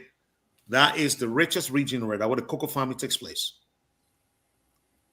The money, when they say the cocoa season comes about, Mr. Nubo, money flows into that region. I was there. I lived there in 1991, 92. The kind of money that flows in that place. Jobs, people working overtime because they put out the cocoa buyers and hire people to go get the cocoa from the bush, and they bring it, and they got to dry it. Then they got to load it on a truck and go to Abidjan or go to San Pedro. I'm sorry, San Pedro. You know, money flows in that region. Money flows. That time of the year when you go to the market, the city. I live in Bulakin, out of town, Blocos. In the night, in the morning, you see the city is overflowing with human beings. You wonder where people come from. But because money has come into the town, the buyers have come, opening the warehouses, they're hiring people, trucks, pickups are going into the villages and coming back, overflowing with cocoa. How do you dry the cocoa? They dry the cocoa in front of the warehouses. They open it, you know, they put it in the sun. Oh, okay. Yeah. And they hire people to turn it around, you know, move it here and there, you know, just to make it dry. And when it gets dry, the trucks come, they load it up. And to go to Abidjan, to go to Saint Pedro. That was one of the, because I lived in the region in Cote d'Ivoire at the time. And so when I'm seeing Cote d'Ivoire as rich as it is today, one of the economic powerhouse in the region, these are things I was thinking about. So y'all don't just look at the Burkina Faso as something negative now. Because 5 years from now, we will be singing praises. Because that region will be overflowing with money. Cocoa will be overflowing in our region. And those people who will take the lead now will benefit from it. And that's why I was encouraging people. I said, stop, you know, start saying bad things about your neighbor, you know, who had Burkina Faso on their farm working. Think how you can do it too. Because the economic benefit in the long run is there. It's I didn't know it was going to turn up this way. These people are giving land to Burkina Faso. No, they are not. That is not true. Oh, actually, they are not giving land. So then they are taking it out of land leaks. But then the Burkina Faso themselves, from what we've seen, like they want to own land. Now, in the 50, 60 that we are seeing, time will come tomorrow where you yourself you'll be taking it at 40. Maybe if your cocoa grow, you have to look at somebody to go and harvest it for you. They are not going to be doing it for you again. So if somebody will focus only at 60 and I focus on 60, then they don't own land, Mr. Right? So the people want to own land to our in our area. And what you're saying, I agree, money will flow. It's true that money will flow. But then one of the people who just are looking here are the bad people in the country too, are the business people. Imagine if today the posted price going up, price go up all over the country. Now, if the cocoa is getting plenty, you experience that prices will drop because what? The cocoa are plenty. So basically, I would say that maybe if they're buying kilo for $100, they will tell you say we'll get $80. And you will be forced to do it because what? Cocoa plenty, other people need cocos. So you're forced to sell it that way. Another thing, getting people scared not to get themselves involved into this thing is the Burkina Faso don't have a good ways, Mr. Right. So tomorrow, people get back controlling us. Even as we speak, they are part of Grand Judea that they are soft. They can tell you, say, don't go in the bush. And the people are getting plenty of money from us. So tomorrow, in our own time, we will not take a certain decision. Because they are more than us. If we say they will say, let's do it like this. If you say no, they will stand firm. So that why got more people say no, we don't want to do it. Even as a stand now where government come here and say, or you say 60-40, we say no. When 100 bear you get from the farm, let our citizen get 50, you get 50, they say no. And they want to leave. Now the citizen themselves are trying to encourage some of them to say no. Even though the government say, but we can still negotiate. So we say on our own self. Seriously, I'm telling you. As we speak, like brother Kuna, some of them already start going back because they not agree on what the government is saying. They can't make a farm and then they give a citizen 50 bear, or maybe they give them 5 bear, they take 5 bear. No. If you get 10, you must take 4, they take 6. And that boy say, yeah, because the people are working, you know, a good. I said, no more coming. From. And the government, make law that it should be 50-50. You don't like it? Or it should be 55-45. 45 for them. Yeah. I will even say 70-30. Mm-hmm. You didn't bring no land with you. You didn't bring land. You didn't bring no land with you. You don't like it? Go back. They're not bring land, but Mr. Red, they will not agree to do it. No, but let it. That's the fact. Wait now, but why the brand people cannot do that by themselves? Look, the people, they're not paying rent on your land. They're living it free. They are not going to. They don't own the land. They are going to harvest the land, cultivate the land, without paying for it. It's your land. It's your property. That right there put them at a disadvantage. This is supply and demand. They are looking for work. You have the land. And you are willing to give them a free place to stay. Now, I can understand if I own my 10 acres and I say I want to do cocoa farming and you show up with your family and I say, okay, look, man, you can build your little conway, but I want to charge you for the length of time you're going to be here. You're going to pay me every month. Now, if you are doing that, then you say, okay, but I'm not living free on your land. So if I'm going to work on your piece of land that you have, then we got to do this equal. Or I got to have some kind of upper hand here because I'm going to be paying you the rent for the time I'm going to be staying on your land. That is understood. But if I'm allowing you to reside on my land free of charge, okay, and guess what? You're probably going to be planting your little pepper, chikisu, your berabo, to eat.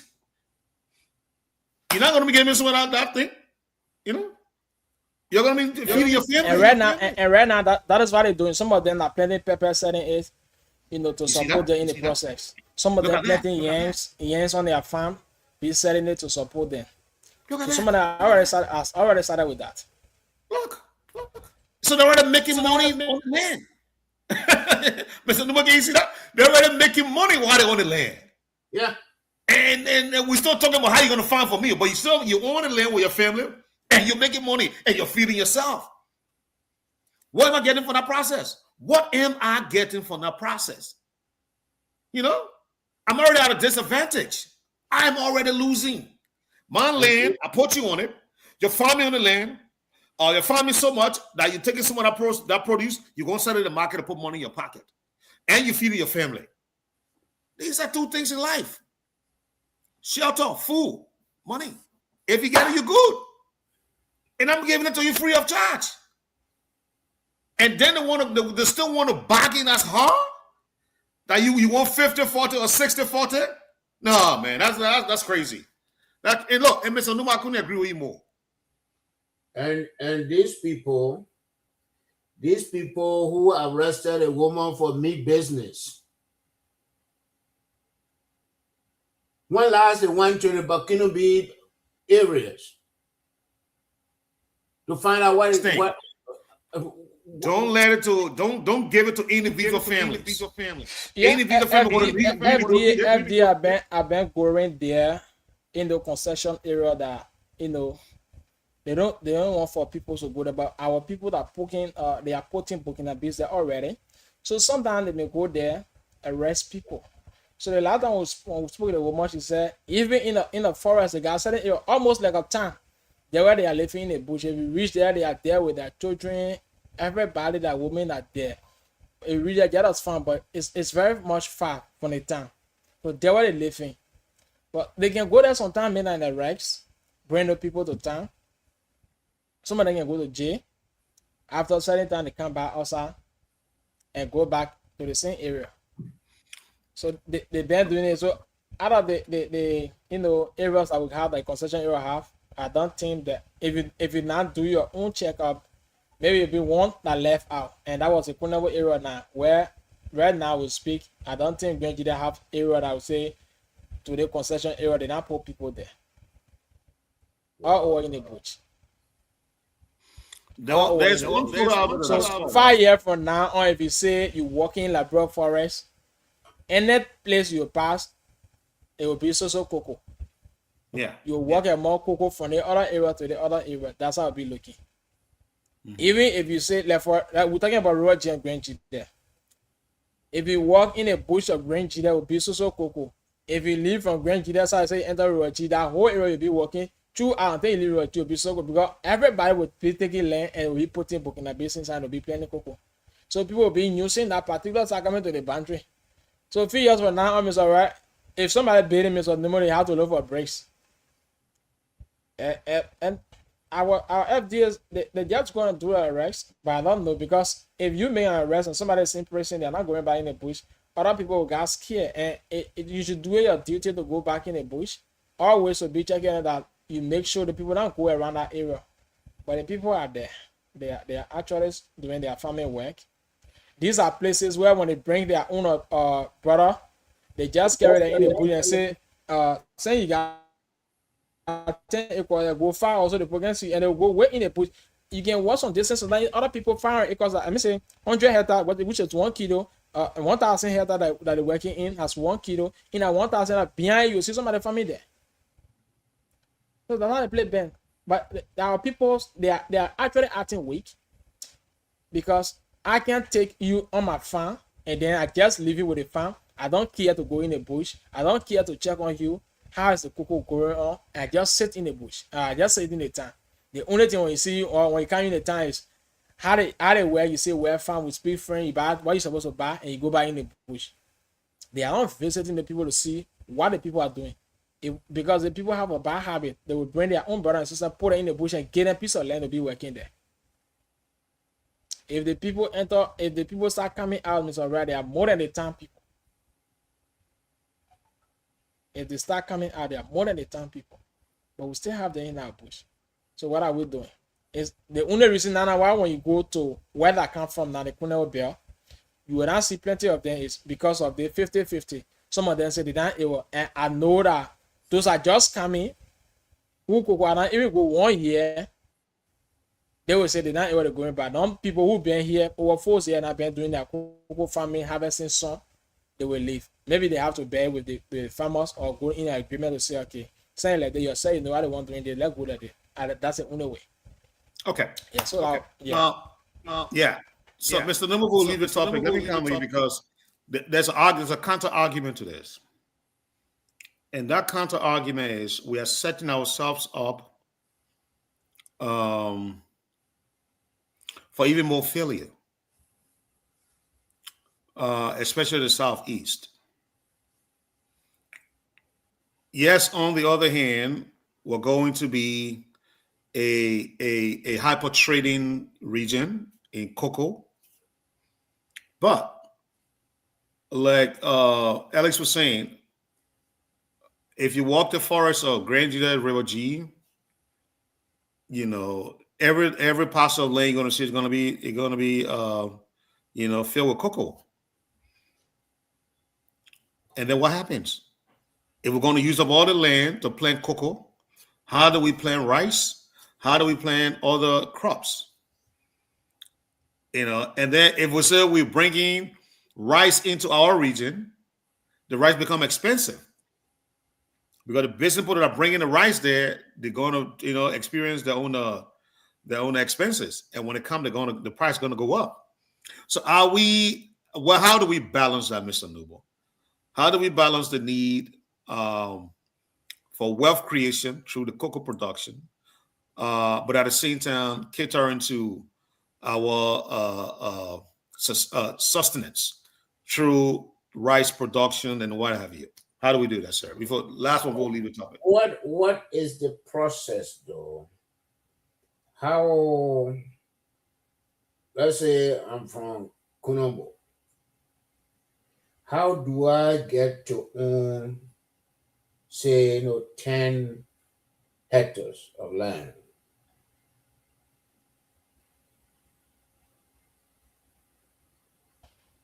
Alex, maybe.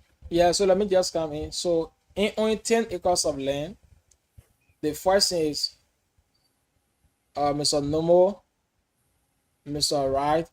Okay, let's just Mr. Nomo, Ellis, Mr. Wright, the 3 are from one family. And our family has a specific bush. Because in those times we have different family here. So that particular family, you have area where your both parents were living before. So you will do the bordering to say, yeah, this is where we have boundary with the other towns. Like let's just, for example, one of the towns in Kunebo will say, okay, boundary and us, we have boundary at this point, and then Tuglo and all have boundary at this point. After the demarcation for those areas, to where from us, our family came from, now we say, okay, send that the area here, we already got our bush. Then you, Mr. Nemo, now say, let's call every 10 acres from here. We call Mr. Ra 10 acres from here. My own come from here. Then the other family here can get their own. So that's how they put sharing it. Okay. Now, what will happen tomorrow? All my 10 hectares or 10 acres, I have oil palm planted on it, or I have cocoa planted on it. How would I do my rice farming? I think that's what Aichi was driving at. How? And they say they are leasing a land. The lease go for how many years?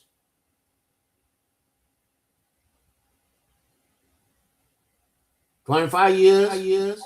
50 years? Some of them giving it, some of them you're giving it for 50, 25. Yes, some of them are giving it at that years you're according. Some of them. Someone are listening for that years talking about Mr. Nomo. Do they have documentation? They are not yet go through even document. They are not yet face any document, just oral. They give the people the error. But like I said, Mr. Right, you bring it in the bush.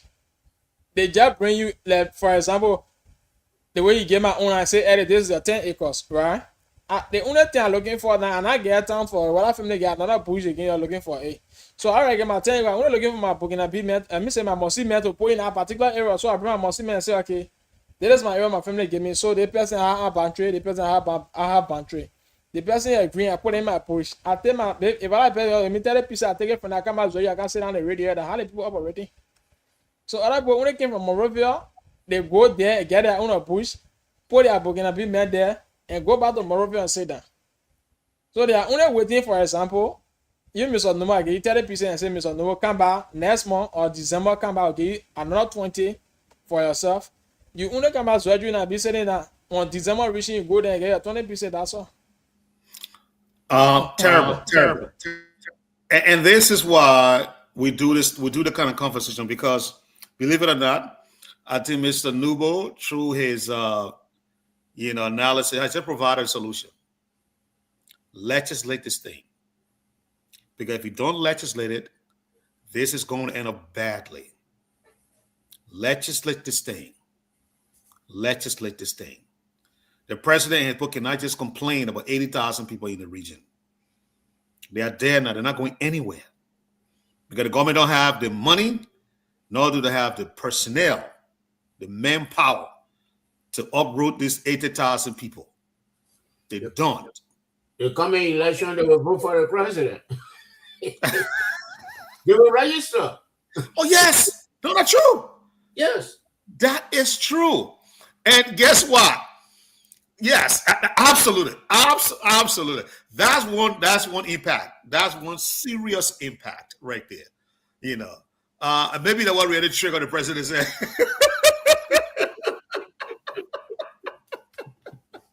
Shit. Anytime without playing, the CDC going to use it for the vote. And CDC stronghold is Grand Jida County, so yeah, and CDC going to use it. But good.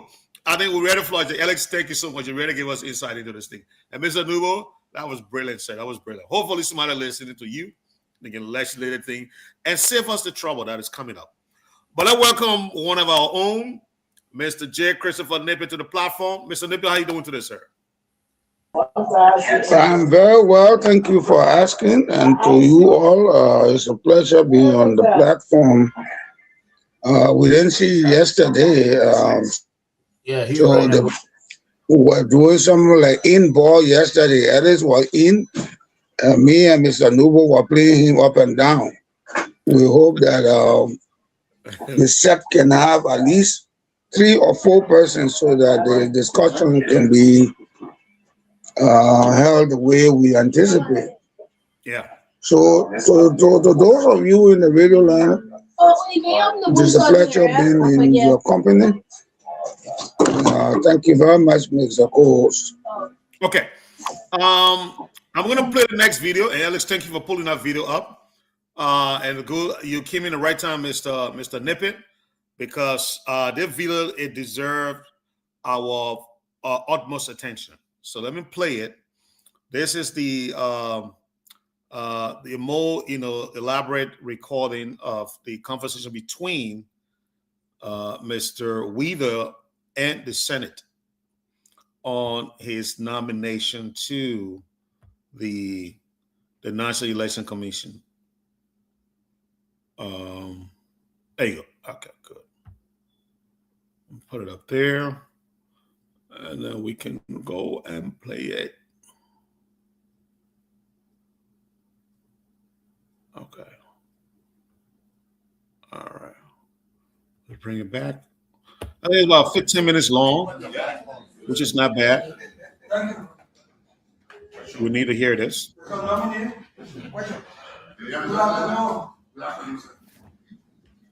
The people in the gallery are citizens. From the applause tells that the king will support you. People in the yard are waiting to cheer you. Most of them will be uncomfortable when you ask questions. When we put you in that position, and we get mad and we put you there without fear or worry. When you're not doing it well, you say, but and I don't confirm and don't forget that they don't want to have So most times we like to do our work. Thank you so much. Even if it is sentimental to some people. Yeah. So I'll do my work. Sure. Thank you. First, no law says from the day you were born, I'm speaking generally. From the day you were born, don't join no political party. Don't join no club. Yeah. Because one day you're looking forward to be appointed to a place that requires political neutrality. No law says that anywhere. Knowing that human beings will freely associate, the law in Nigeria and everywhere else, where it requires political neutrality, requires that when that time comes, and you are nominated to a position or appointed to a position that requires political neutrality, you should publicly declare and resign from that political connection so that in your job you can exercise neutrality. With that said, you are on oath. On oath. Are you a member of any political party? Question. Thank you, Senator. I'm not a member of any political party. Thank you. Have you been a member of any political party? Question. Thank you, Senator. I was the organizing chairman of the Liberal National Union.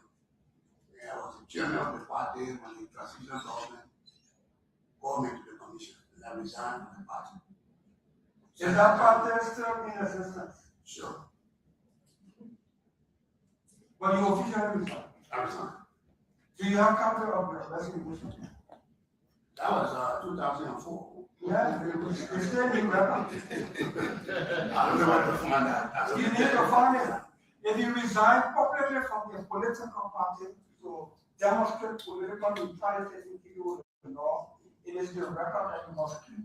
I need to see it before you form a vote, part of which I will form a vote. Okay. I'm trying to find it. So we'll move on.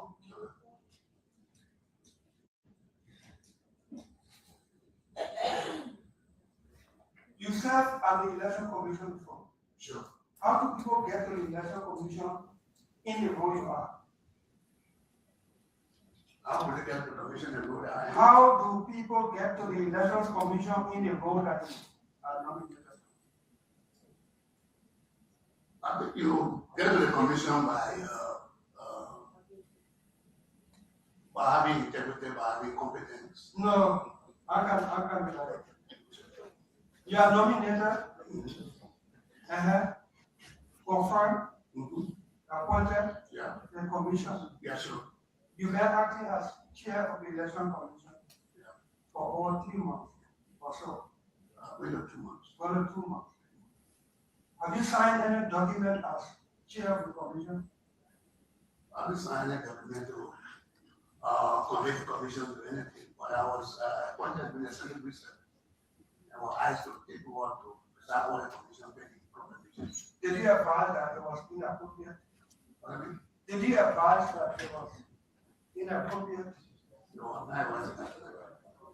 You been commission, you have been at the election commission before. Sure. And you know people are confirmed and commissioned to serve in those positions. Did you advise the president nominating you not to have you go preside over people who are confirmed because the election law says there's a co-chair who acts in the absence of the chair. If the chair resigns or dies or is removed from office, the co-chair acts until somebody is properly means nominated, confirmed, appointed, and then commissioned. Did you advise the president that it was inappropriate for you to go and act at the elections commission without Senate confirmation, without proper appointment, and without commissioning? Question. I did not advise the president because it was a technical officer. And the letter was, the appointment was based on pending confirmation. I didn't advise him. Because I said it was on the same. When were you nominated or appointed as acting I was nominated May 10th.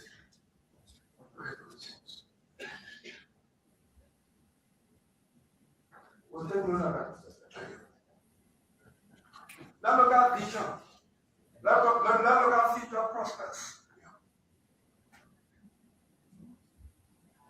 But first, what's your knowledge of and position on contrasting between threshold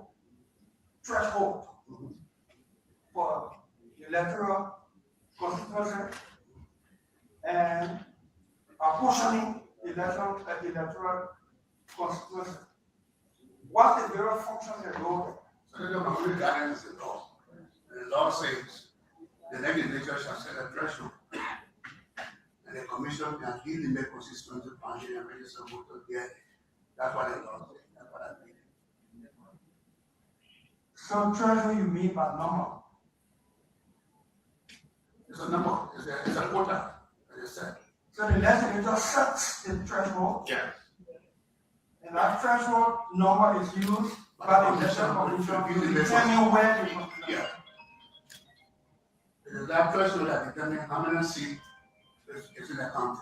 So the legislature sets the threshold and sets the number of seats and counting. You have courage to say no? Question.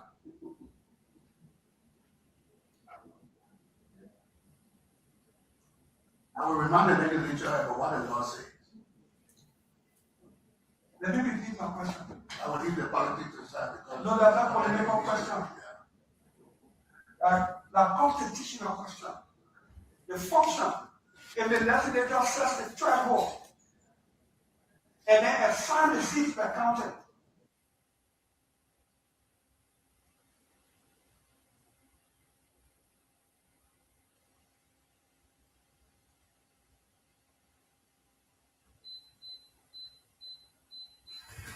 there.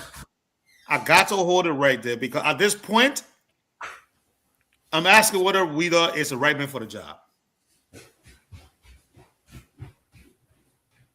Seriously, is he the right man for the job? Weeder will be a water carrier. This is the simplest of question that Weeder shall answer. I think they don't put it right in his lap and he throw it out.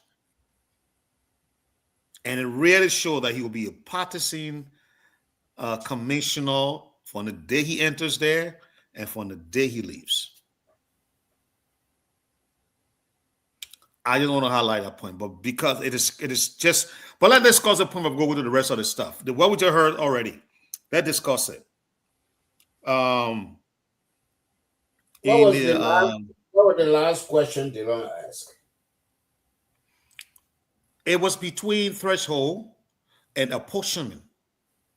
Okay. The legislature set the threshold. The commissioner apportioned the votes or the number. Dylan asked him, if the legislature sets the threshold, does the commission has the right to disagree? And then he laughed. He says a political question. What is the threshold you're talking about? Well, like we're talking before, the 1.5, the 1.5%. For example, I don't know what Dylan's referring to, but 1.5%. That is set by the law. That is set by the law. The legislature set that threshold. So you must meet the threshold.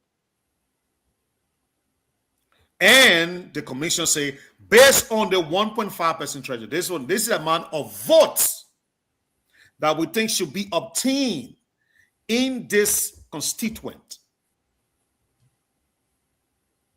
in order for this constituency to be an electoral district, for example, or for example, someone talking about the candidates, for this candidate to be able to participate in the next election. I beg to differ. Okay, stick to sir. Okay. You and myself were searching to find out if this 1.5 or 2% is law. People have been talking about it. And I like his answer, that political question. And you said, he's partisan. I mean, if you even make it 10%, or Joe Waka will not be affected. No, but I want to state that my explanation to that was just to provide a most simpler analysis to what Dylan is going towards. But Dylan was not referring to the 1.5%. I was just trying to explain the threshold and the apportionment. Because here's the thing, Mr. Nubo. If the legislature set the threshold, it's a law. And what you hear Dylan saying, no, it's not political, it is constitutional. Because it comes from the legislature. And he, Mr. Weeder, would not want to uphold the Constitution, Mr. Nubo? There is nothing in the Constitution with respect to 5% or 2% or 1.5%. No, but in this case, he's not referring. Not in the Constitution. He is not referring to the 1.5%. I only brought it up just to make a point. But he is talking about threshold in general. Okay, in general, what is threshold? Okay, we just said, he said, okay, it's a particular number that you must reach. This is okay. There's a baseline. Your number, guys. It's a baseline that this is the baseline you will have to reach. This is the floor. We can't go below this. You must reach this floor in order for you to be able to be considered or to move on in the process. Okay. So that's what the threshold is saying. You got to get 0.5%. That is the threshold. Or let's say 0.5% now the commission will say represent, for example, 10 votes. I mean, if they have it as a law passed by the lawmakers, the law must put that law. Okay, maybe Dillon did. I'm just trying to say, maybe Dillon did, Mr. Noble. But he is not doing it. No, he playing games. No, he's not. He's not playing games. He's playing games. He asked a simple question because yes, it goes to the neutrality of Mr. Weeder. I think Mr. Weeder didn't get it. Dillon, first of all, Dillon question started with the whole neutrality thing. First, you went there. How long have you been at the commissioner? You were there since early time. Have you ever been chairman of a political party? Yes. Did you resign? No, it's been since 2004. Yeah, but you still should have a record. No. He said he resigned. Do you have a copy? Right. Of your resignation? Yes. That's the time he said then since 2004 or 2000. Yes, 2004. So if you follow Dillon questioning, that's the time he was put on the election commission. During Brian time. Okay. So what I'm driving at, Mr. Numa, if you follow Dillon's trend of questioning, Dillon is trying to establish neutrality. And unfortunately, Mr. Weeder, when it comes to the threshold and the apportionment, he dropped the ball there. He ends up good all along until he reached that part. First of all, I don't think he ends up good. Go to work and pass the law. Make the law that set the threshold. But there is no law. Because if there were law, the law was going to put that law in forbidden. But he doesn't need law. No. He said he talked about legislature. If they have a threshold or blah blah blah. And that's why we don't say it's political. Yeah. No, but he doesn't need law. It was just a general question to show what you're gonna adhere to the Constitution. No, it has to be law. There has to be law. So if George Numo ran for president 6 years ago and he got 0.002%, and George Numo want to run in 2029, you will say George Numo, according to so law section this, you cannot run. You are not eligible to run. But you have not legislated that, and then you want to. No, Mr. Nubo, it's just like you're saying. Question a man on something that you failed to do. No, it's not. No, I don't think. I think the. Okay. Let that Mr. Nippes first. Right, I'll go to Mr. Nippes. So let me get a little point down. He didn't have to have any laws passed. The question is, like you're saying, were you allowed an illegal to vote? That is just simple as that. Were you allowed an illegal to vote? Yes or no? If you are law abiding, no, you were not allowed an illegal to vote. You're law abiding. The same question is, it implies, Mr. Weeder, if the legislature set a threshold, what does the commission have? Will the commission, be able to stop that or don't abide by that? There's nothing political about that. It's constitutional. Anyway, Mr. Nippet, I hear you on it. We'll go to Alex. Yeah, thank you so much. But I think we have to take consecutive steps here. our first step should be how we talk about the 80,000 people who are present in our country. And if a revolt were to ensue as a result of being dissatisfied, election cannot come in. So I will play the election secondarily. It's not important until we can talk about the 80,000 people because it poses a security threat, a national security threat. We will not be in the studio on this set if 80,000 divided by 15 or 15 divided by 80. You see almost 400 or more persons going to 5,000 or more persons going to the 15 counties. And it will cause us a serious problem. It will cause us a serious problem.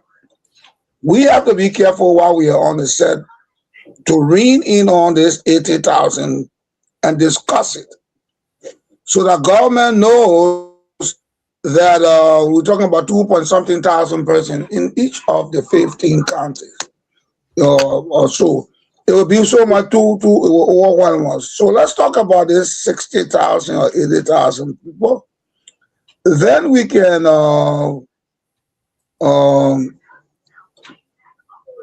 to the election. Let's make the election business a secondary issue. Okay, no. Okay, let me know who you're at, Mr. Nipper, because where's the 80,000 people coming from again? Because 80,000 people was a booking up, but not an election. I'm talking about national security. He's on the 80,000 people that are present in Grand Gila, and it is understood that in other areas you got additional there. Yeah, River G as well. So if you combine the total, you're talking about 100,000 people. Let's just put it, hypothetically say they have 100,000 refugees in our country. And we're in trouble.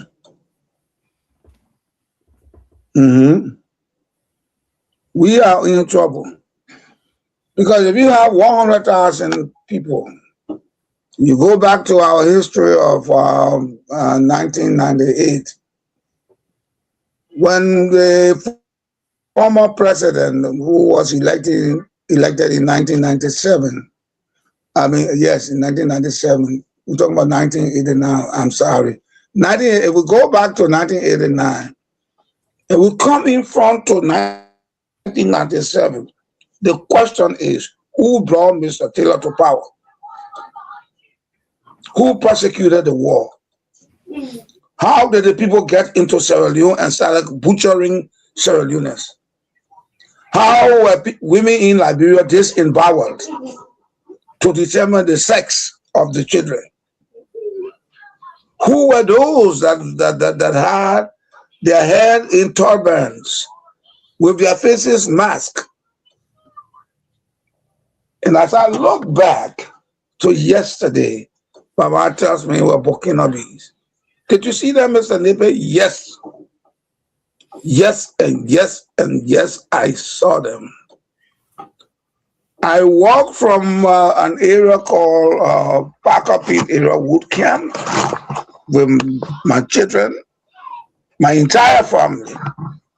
I was the last behind because a Nigerian woman was shot in the forearm here, the upper arm. And I thought I would do good. I got because she had a shop, I got a plastic container and to do a tourniquet. While loosening my sneakers, this guy comes to me and says, Papa, you better go or else we will shoot you. And behind him was a Burkinabe. I couldn't say anything, and I just left the lady helpless. And I won. If you have 15 or more thousand people, men, which are portioned each, if you have 15, there are 1,000 persons per county. Now you got 80,000 persons. 80,000. So it's that if you get 4 times 5 is 20, 4 times 2, that's 1 plus 2, that's 6. We still got some more 2,000 persons to work. 5,333 per county. That's why I said 6. Okay. That's why I just went to 6. The 6 is the number. I got a zero behind it. I just said 6. Yeah. It is very, very troubling. What you send in the chat room, everything you send in the chat room before I come on, I always read them. I try to read them and digest them as fast as I can before I come on. Most times I'm driving and I take 10, 15 minutes. I say, let me get acquainted with what they got on this thing so I can know how to participate. Because I cannot come and participate in a vacuum, not understanding what you got in the chat room. And when I saw that thing and I saw the cabinet meeting that they had, and the president is talking about it being a serious case, this is national security case. Then he went on to Liberians. By this time, the mission in South Africa should have reported to the president through the Ministry of Foreign Affairs. And I wait for the president to ask the acting minister and say, I know that's Liberia in that place. They should have sent that number. Then let me also. How do you also feel? No. But I'm making a case. I'm making a case. Wait, I'm making a case, Mr. No, but you are asking me how do I feel? How do I feel? How do I feel? I feel justified to speak on the matter. And you are trying to correlate, because I just wrote something and sent it to George Ndibo. You are trying to correlate my conversation on this matter with the South African thing. No, we are not xenophobic. We have not run behind any citizen since Liberia was formed in 1847. We have been very gracious and accommodating. Liberia has been a country. That's why Tottenham in 1957 called. Should I reassure you that that was not a direction I was going in? No, I surmise because I saw the question coming, so I have to. My brain got to tell me where they meant going. He come to ask you this question. So okay, then I back off from that. But the point here is, if you have 80,000 persons, which is 5.6 thousand persons per area, per county, they will overwhelm us, knowing their nomadic and herdsman tendency. We are in,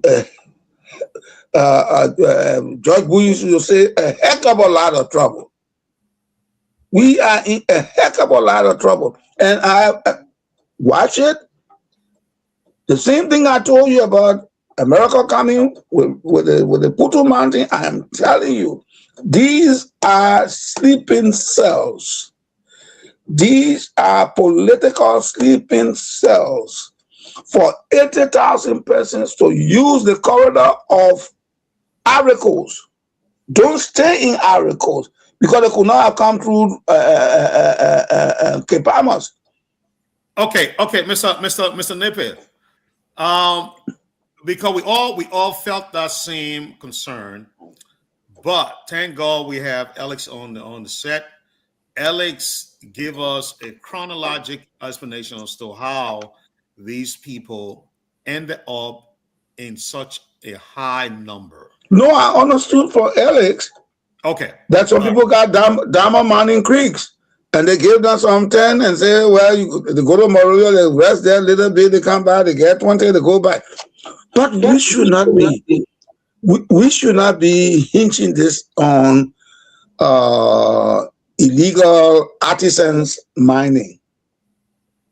That itself is illegal, and the presence of a throng of strangers within our country, from the experience I was just narrating in Firestone. I went to Firestone, which was the NPFL territory with my children. They are fully grown now, some in the medical area. And when were my children there? My children could have perished because the man who needed power and the people who helped him to bring the war wanted power, and Liberians died. Liberians died. And these are the same elements that had the Barita, that had the RPG, had the GMG, had all of the sophisticated arms. These are the same people present from the eastern front of Liberia, coming through Grand Jida, southeastern, and overrunning Grand Jida and going to the other part of the place. Picture that in your mind. Picture that in your mind. From there, they come to River G. River G, they're going to Kipamos. Kipamos, they're going to Sano. Sano, they're going to Sastan. Because Sastan itself has diamond there. So look at that trend of movement. Sooner or later, we'll be engulfed. We'll be engulfed by stranger. And I tell you, in the due time, we might not be able to host this top program. I beg to differ. So I will propose, I will suggest, I will advise, strongly advise, that hereafter we'll make this conversation our daily conversation so that our people can be on the lookout. Those who brought these people here, they can be asked questions, how they brought them in, why they brought them in. I see sleeping cell from where I sit and what I know, and how sleeping cell involves into dangerous political enemy to destabilize countries. Okay. Here's a point I wanted, and I'll bring it back to what you just, because if you are giving me the term earlier, we're going to include that in your closing. But let me bring it back. You rightfully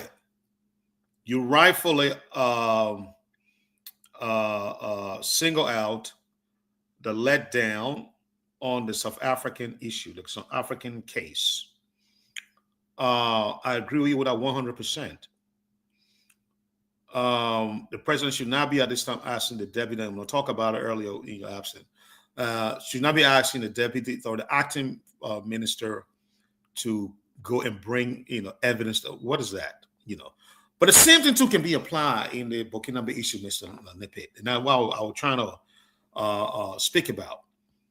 We have been talking about this Burkinabe issue from the start of this year, probably to the close of last year, as a matter of fact. We have been on this topic for such a long time. In fact, we beat on this topic to the extent it caught the attention of the administration. You know what it did?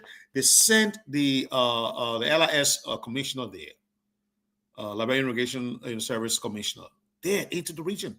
That's how they told us that the number of Burkinabes residing in the county were between 40 to 60,000 at the time. That number has not climbed to 80,000. And like, Ellis was saying, that's what the government, somebody that gave me the president that figure, because I'm not going back there again and to do any, head counts. They did it once, and it came up with, I think, 60,000 as a matter of fact. I went to us. And it wasn't everybody to capture at the time. So somebody went now and fed the president with additional 20,000. He gave him 80,000. Imagine what that number is currently, the actual number is now. So I agree with you, it's 100,000. But my point here I'm trying to raise is that just as you said about the South African issue, the president should get away from this, press release. If he said it is bordering national security, then we want to see the action. Don't be giving a press release. Put your foot down on the ground and make things happen. Let the people see you acting. Because the press release will not solve no problem. That was the point I was trying to raise, Mr. Nippet, with you.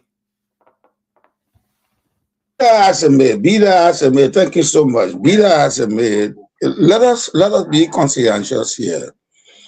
and be very intentional.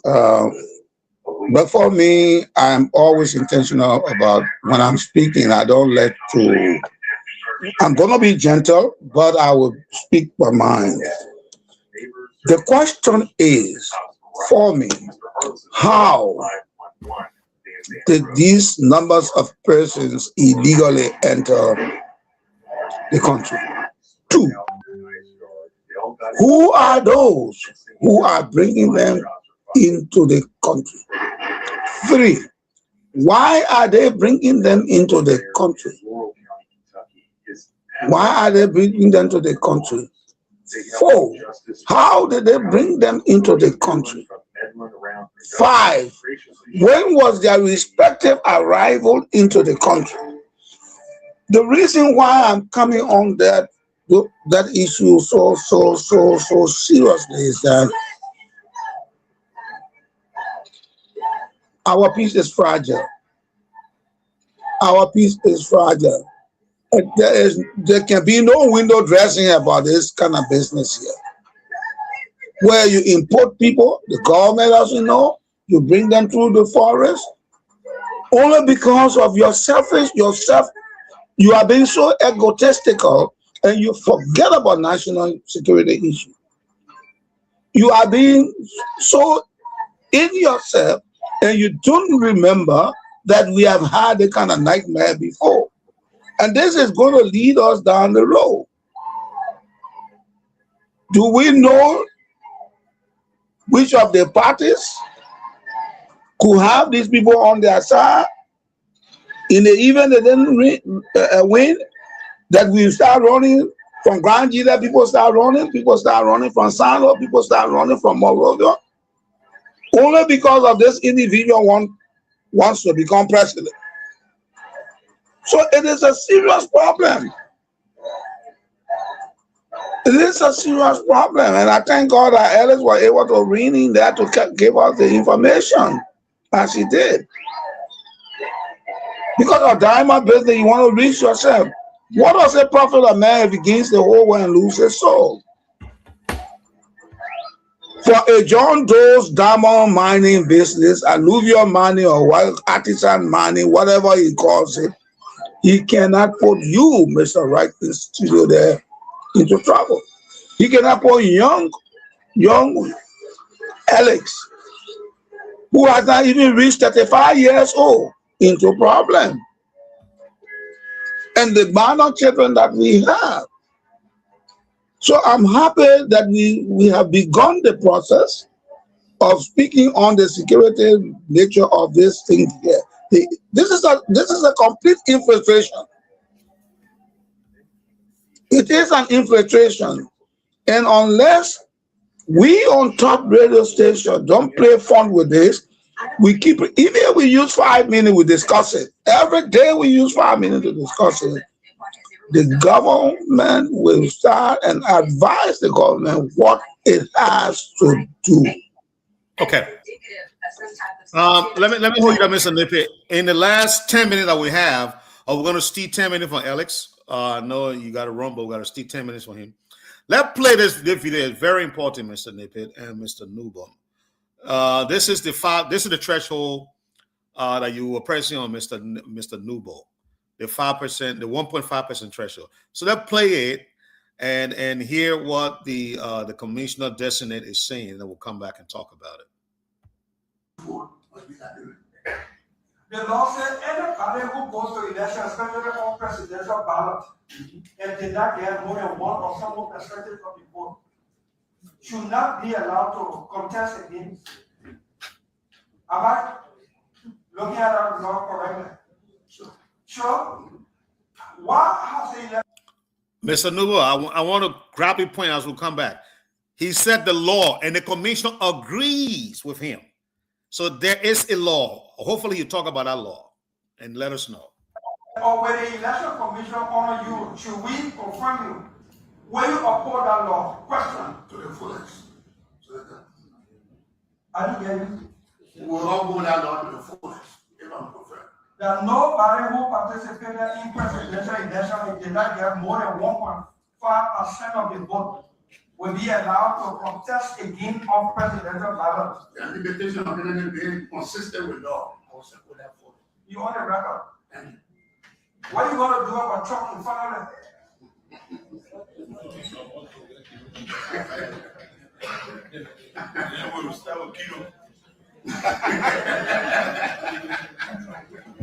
What can we do? What are you going to do about trucking? serious question. A serious question when you laugh at it. The only reason why you laugh is because you never act on it. You know, maybe you already confess so the question is funny. No, sir. I just What want are you going to do about trucking? I'm laughing. Trucking is an issue. your question is important, senators. Important question for us, so let me laugh to laugh. Trucking is an issue that is a concern to the commission. And it is our belief that the voter registration process will address the issue of trucking to some extent. Come again? Trucking is an issue of concern to the commission. Because we do not believe that individuals should be able to live in Monrovia and decide who's a representative in the West or in the ambassador. So it's an issue of concern to the commission. So we intend to use the voter registration process to address ourselves to this issue, to that issue as much as possible. You didn't answer my question. To address the issue to the best, so that there is not an answer. How?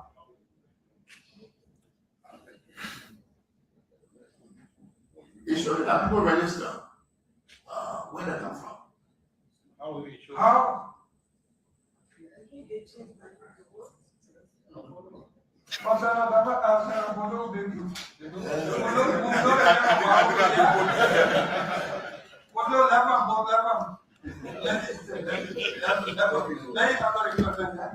How will you deal with charges which is an election violation?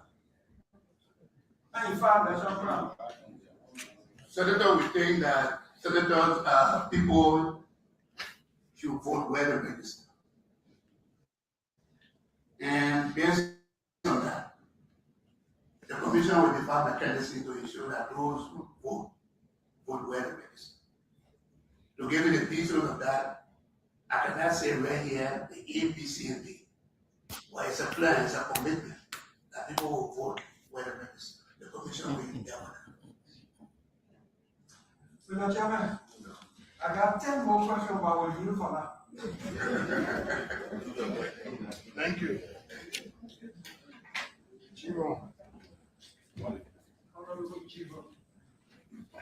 Mr. Nominee,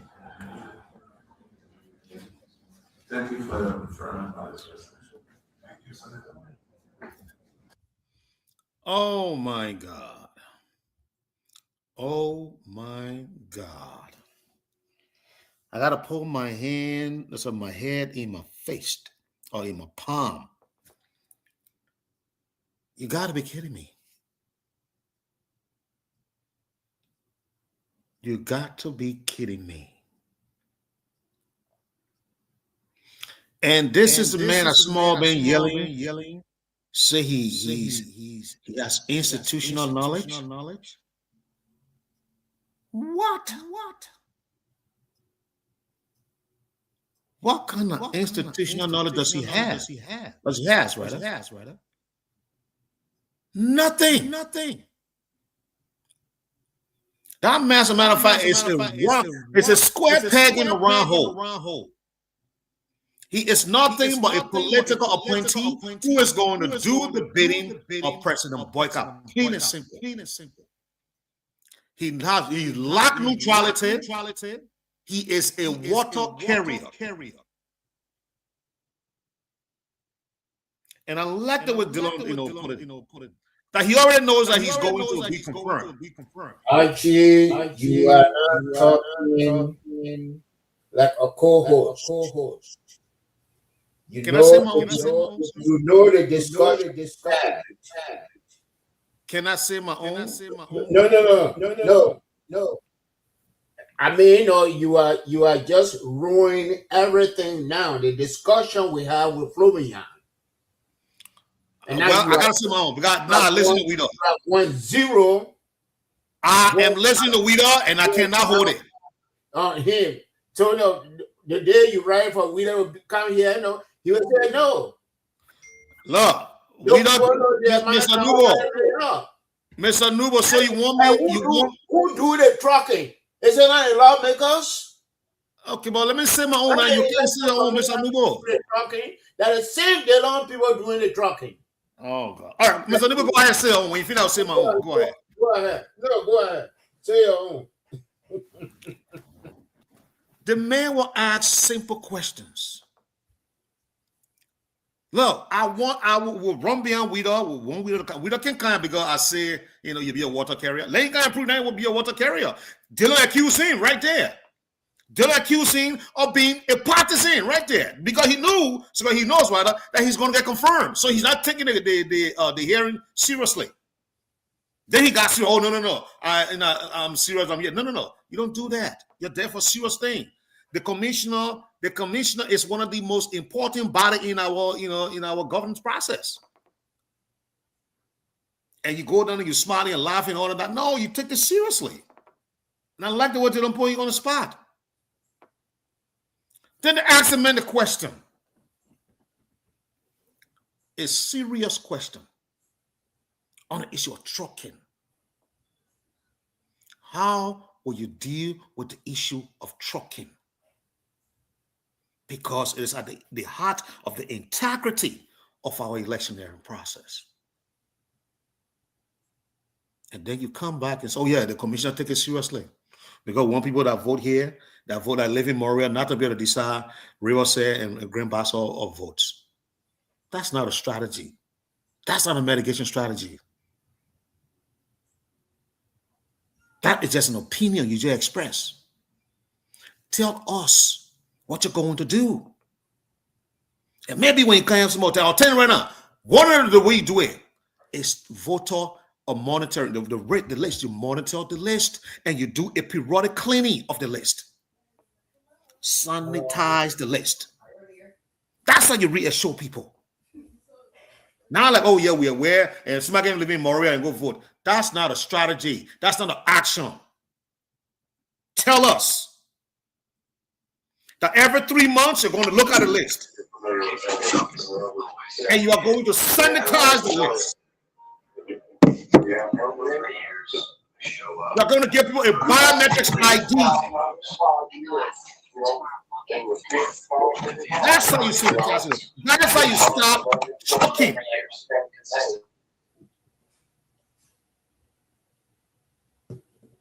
That's how you do it. I want to stop there and now bring you in. Mr. Nubo, you are coming, so let's start with you, sir. Okay. I mean, maybe you had a different earpiece on, and I had a different earpiece on. And maybe, you had different lenses on, I had different lenses on. I mean, I don't see partisan issue here. Somebody who does not reach the 1.5 threshold, and you are grouping the man with Boakai. I mean, Boakai, I never went down that low in the election result. So when you're talking about even you make it 2%, Boakai is not in that category. He's not there. And now the man, he questioning, I mean, the law is flip-flopping. He questioned the man why he has been working, and then at the same time asking the man, what is your strategy? And the man said, we'll figure out this is not one man task. The only difference is that he is a chair, or he will be the chair if confirmed. It's the election commission is not like what it used to be before. When the chairman was the only person who signing the results. Since Flamboyant time, all the election commissioners sign the results. So they have to plug the strategy. The concern is there, they know it is wrong, and they have to sit down and plug strategy. They may be on a job, and people are saying, it's illegal, because you have to be confirmed before you go on the job. And why they should have asked Boakai. The same week this man started working, that this man is not confirmed yet. Why didn't you get the deputy to act as chair? They didn't do it,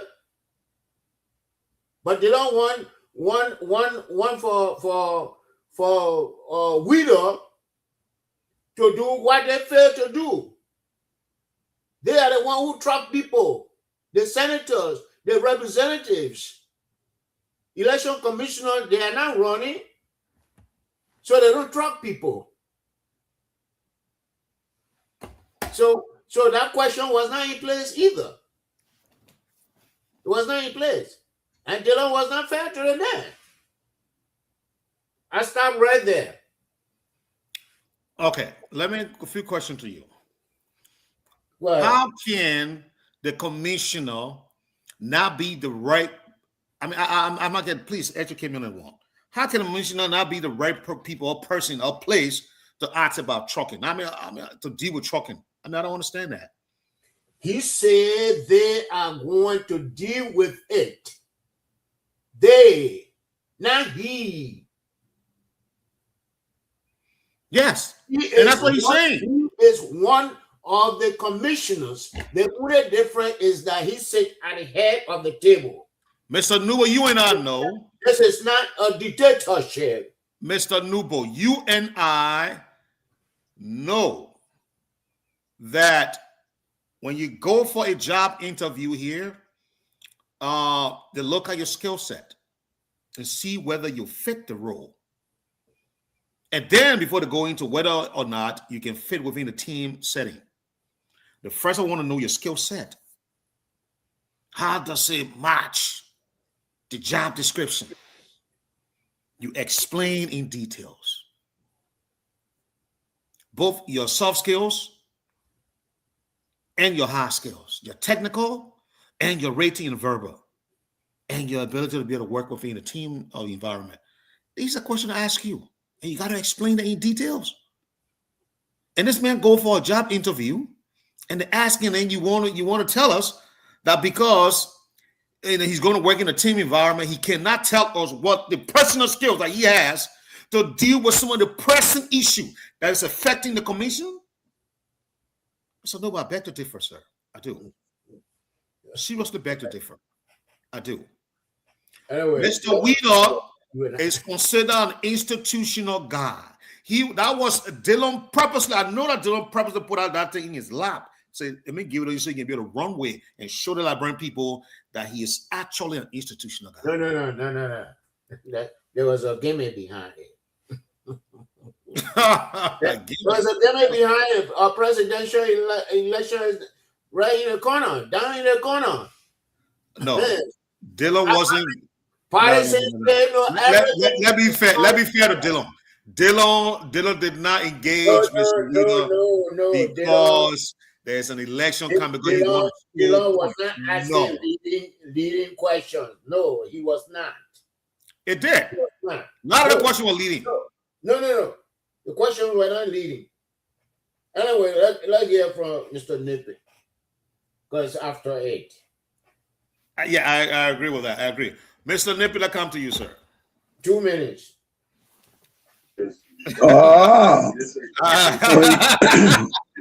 Well, you and actually are playing with the question and responses. Then when he come to me, then he say 2 minutes after you are talking for more than 2 hours.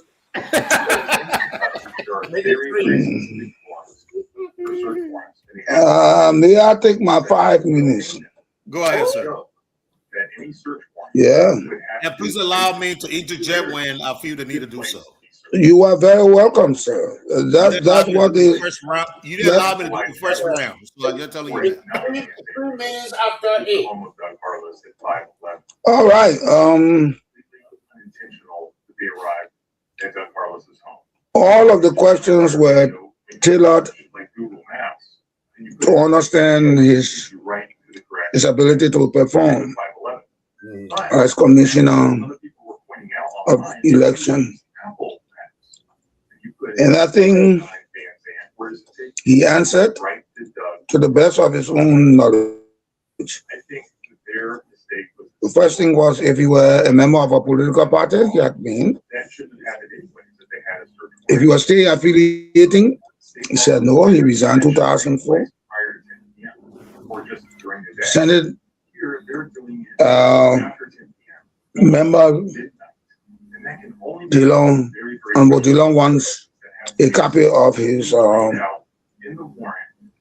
resignation letter, and he then sends him to 2004. But you should have a copy for record. He did not know that you were going to be appointed or nominated to that position. And most people don't keep records. It's almost 22 years. 22 years, and he's asking for the man to have a copy of his record. But that's his prerogative. Then another thing, he goes to ask the man,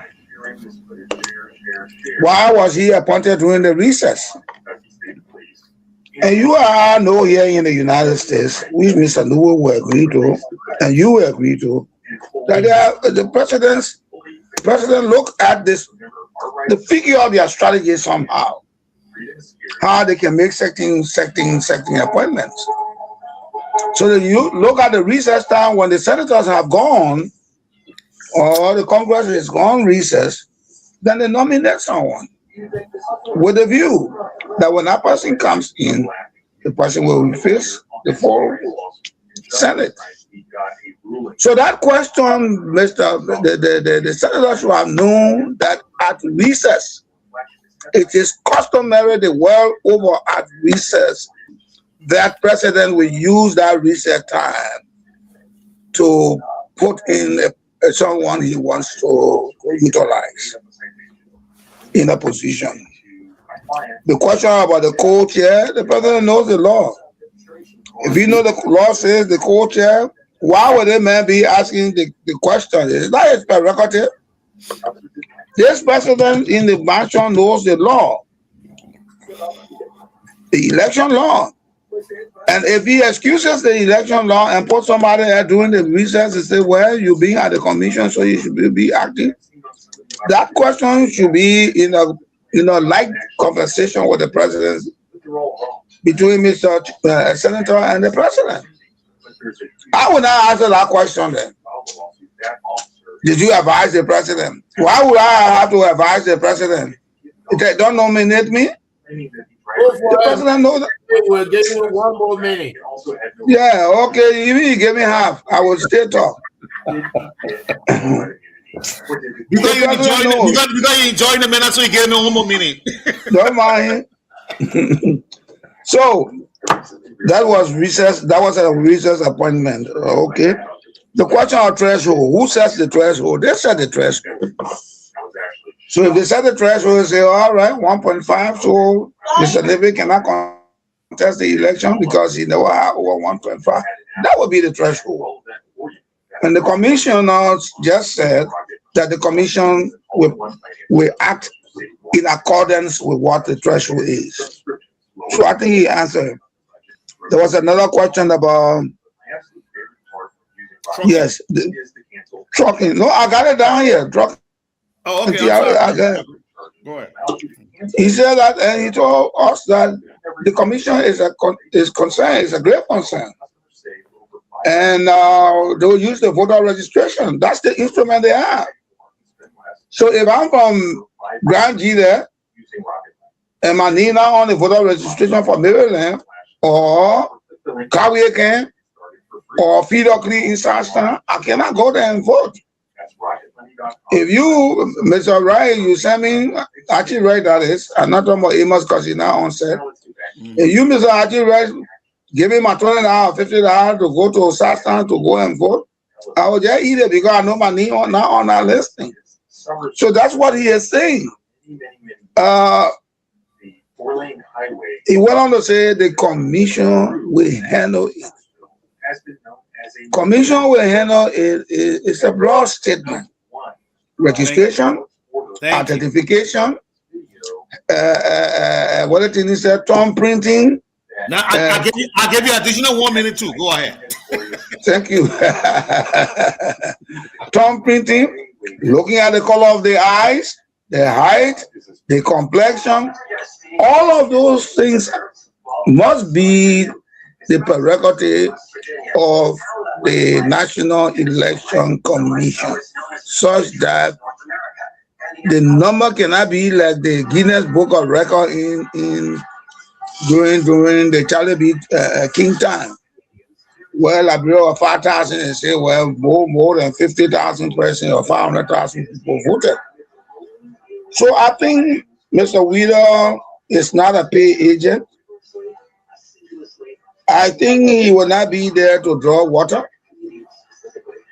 He will not be a water boy because he has his own integrity to protect. You got 15 seconds more. Yes, sir. Yes, sir, timekeeper. He does not keep his own time, but he keeps other people's time. Let me give you time. He said you got 15 seconds out of it. All right. So what happens? The commission, we will handle the matters as they come. So I think he did well. No, so on that note, let me come in, Mr. Napier.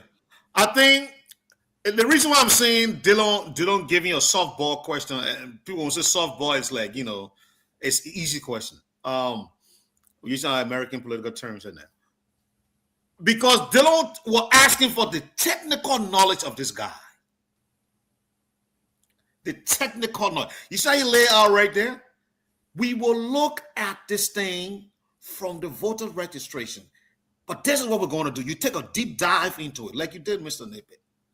If somebody coming from Southtown, constituency or whatever, 1, 2, 3, we're going to know how long he been living there. You know, who is this person? Do you know anybody can recognize you in the district? And who is this? Is he a light skin, tall, and this? These are technical details you want to give to the people. I just want to add that, Mr. Napier. But he blew it. He blew it. He did not take it and run with it. He should have done that as an institutional guy. The job is technical in nature, man. It's a technical job. He should have consulted me. Maybe. You're brushing off. Well, we'll bring it on here. I think Archie is confusing the whole thing. Oh God. Like here, you go get your driver's license, they have a voter registration form there. And they do the census. The census information is out there. That public information. But we don't have these pieces of information. So if Wheeler is to go by the voter registration, several people will cry. Archie was running in Grand Gator, and he paid my way. 2023. And Archie is now running 2029. What are you advocating? What are you advocating? No, hold on. Let me tell you. Archie is now running 2029. He's being apathetic. Now, from previous voter registration, I registered in Zaytown. So from now on, I will have to be voting in Zaytown. Except I can prove that, oh, I 2029 I moved to Maryland County and get my documentation, get my residency, thing here, get my lease agreement, my rental agreement. That what will save me. But I'm stuck inside town. So the damage is already done. And it will be tough to correct it. Somebody who, like the Unity Party people that went and voted for Yeke on the old road there. If they are going by the voter registration, those people will not be able to go to their respective district to vote. They will still have to vote in the old road area. That's what I'm talking about. I don't know if you get my point. I mean, I got the point. Okay. I do, and I think that what we're talking about now, that is more the technical thing we're talking about. What you just outlined. Yes, and this is where Mr. Weeder was. He should have laid stuff like that out. Like for the voter roll. Okay, now look at, like you said. Let's see if the person that coming to vote in Bapolu, for example, where is he working? Can you match that man name? Well, the government has a list, right? The CSA got all the list. Can you run that man name up against the CSA database? These are technical work right there. Can you run this man name up the JFK medical record and see if you can find it on in there? These are technical work. That's how you narrow this thing down. We was supposed to run with that thing. Like you talk about rental history, all the thing. That's what they do here. When they take your information, they run it against all the databases just to narrow it down. That's how they identify you. May I interject there? Yes, sir. I think Mr. Nuvo. Yeah, go ahead. About 5 minutes. I think Mr. Nuvo made us a very interesting point. I agree. Earlier, Liberia, everything in Liberia has not grown to a standard. For instance, 2000. Isn't that why we're bringing in Weeder as an institutional guy, Mr. Nippet, to help us create a standard? Well, you see, you cannot be in the water. You cannot be also on the beach and you tell what is going to happen in the water. When you go back in the water and then they say, okay, you can swim with the whales, then you know how to behave around them. Mr. Weeder has been all along a commissioner and not the principal. A lady had run that place there for the last 18 years or so, 12 years. The second time, Madam Salif, and then Mr. Weir sending her to that position. So it's either between 6 and 12 years. But all those times, Mr. Weeder had been there as a commissioner or one of the commissioners. The fact that he comes before the people, don't forget now, we are human beings. There are some people, they have this phobia when they get before other people, they get afraid. And because they get afraid, they think that they can say, that they know to say, sometimes they don't say it. Well, you seem pretty relaxed. You seem pretty relaxed, Mr. Nippet. Well, a person can appear to be relaxed. Oh, Mr. Nippet dropped. Oh, man. Okay. I think he will come back. Okay, but we don't have that much time now. It's 12, almost 12:30 there. So let burn 9 minutes of your time. Let wait Mr. David come up because you get angry when we get close up. But he's back. He's not gonna like it. All right, he's back. That nobody one that took me all just now. George, please don't do that the next time. Okay. Sometimes to articulate very well all of the things you should say. Sometimes you forget it. We ourselves on the set here, sometimes what we want to say, we forget everything we want to say. How much more for a Herculean task such as Commissioner of Elections? So I think there's a certain degree of phobia. This is why he tried to brush it off small by smiling. And but I think he's confirmed because it came from Mr. Dillon mouth. Mr. Dillon said it. We all heard it. So being there is just because of his appearance. But Mr. Dillon said, you know, you will be confirmed, something like that. So what we heard remains with us, and we know that Mr. Weeder is confirmed. But I think on a whole,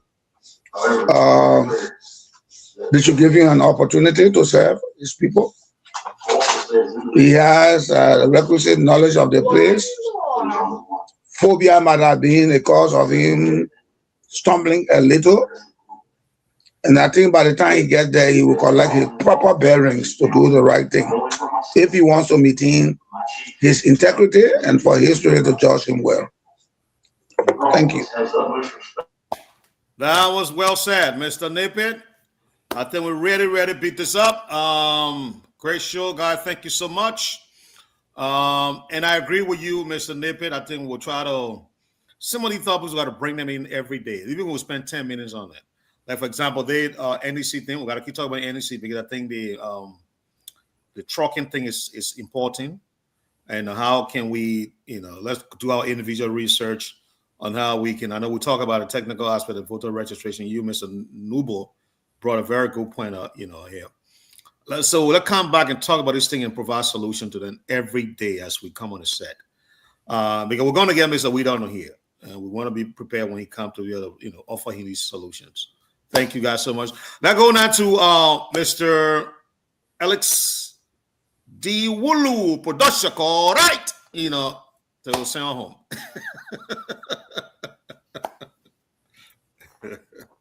All right. So I just want to say thanks to every one of you for coming today. The show was great. And we hope to be back here tomorrow for the firework on Saturday. Alrighty. And Mr. Nippy, I took your suggestion into advice. Man, I'm going to some of the panelists. I know they've been telling me that they can't come up because of the schedule, but I think I got to reach out again to them. Mr. Day, Councilor Dade, I'm sorry, I don't know what's going on. I have texted, I have called. I even tried to call him direct. I'm not sure if it's the workload. But we all need to try. To reach him because it's concerning at this point. Usually this guy, as soon as I call one or two times, he's on the phone. And if he missed my call, he calls right back or he texts me, let me know what's going on. But none of that has happened. And it's concerning now.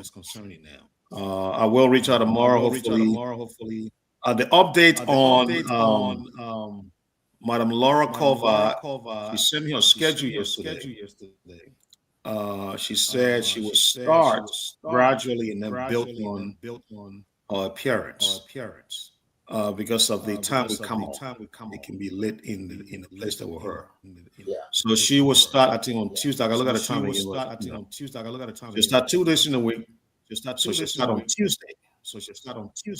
I think it's either Tuesday, Wednesday. And then she will build on, the number of days that she will be appearing. So that is the schedule that she's. So we'll see her on the show. Right? And Claudine. I will try to reach out to Claudine tomorrow. I will try to do so. But we're live on air, and Mr. Lip, I didn't call you so we can talk about the Claudine thing because you're still concerned about it. So I'll call you so I can give you some updates. Well, so far, so good, gentlemen. That's it. And we'll be back tomorrow. Thank you so much. Simply same time tomorrow. Alrighty. Bye-bye. Bye-bye. Bye bye.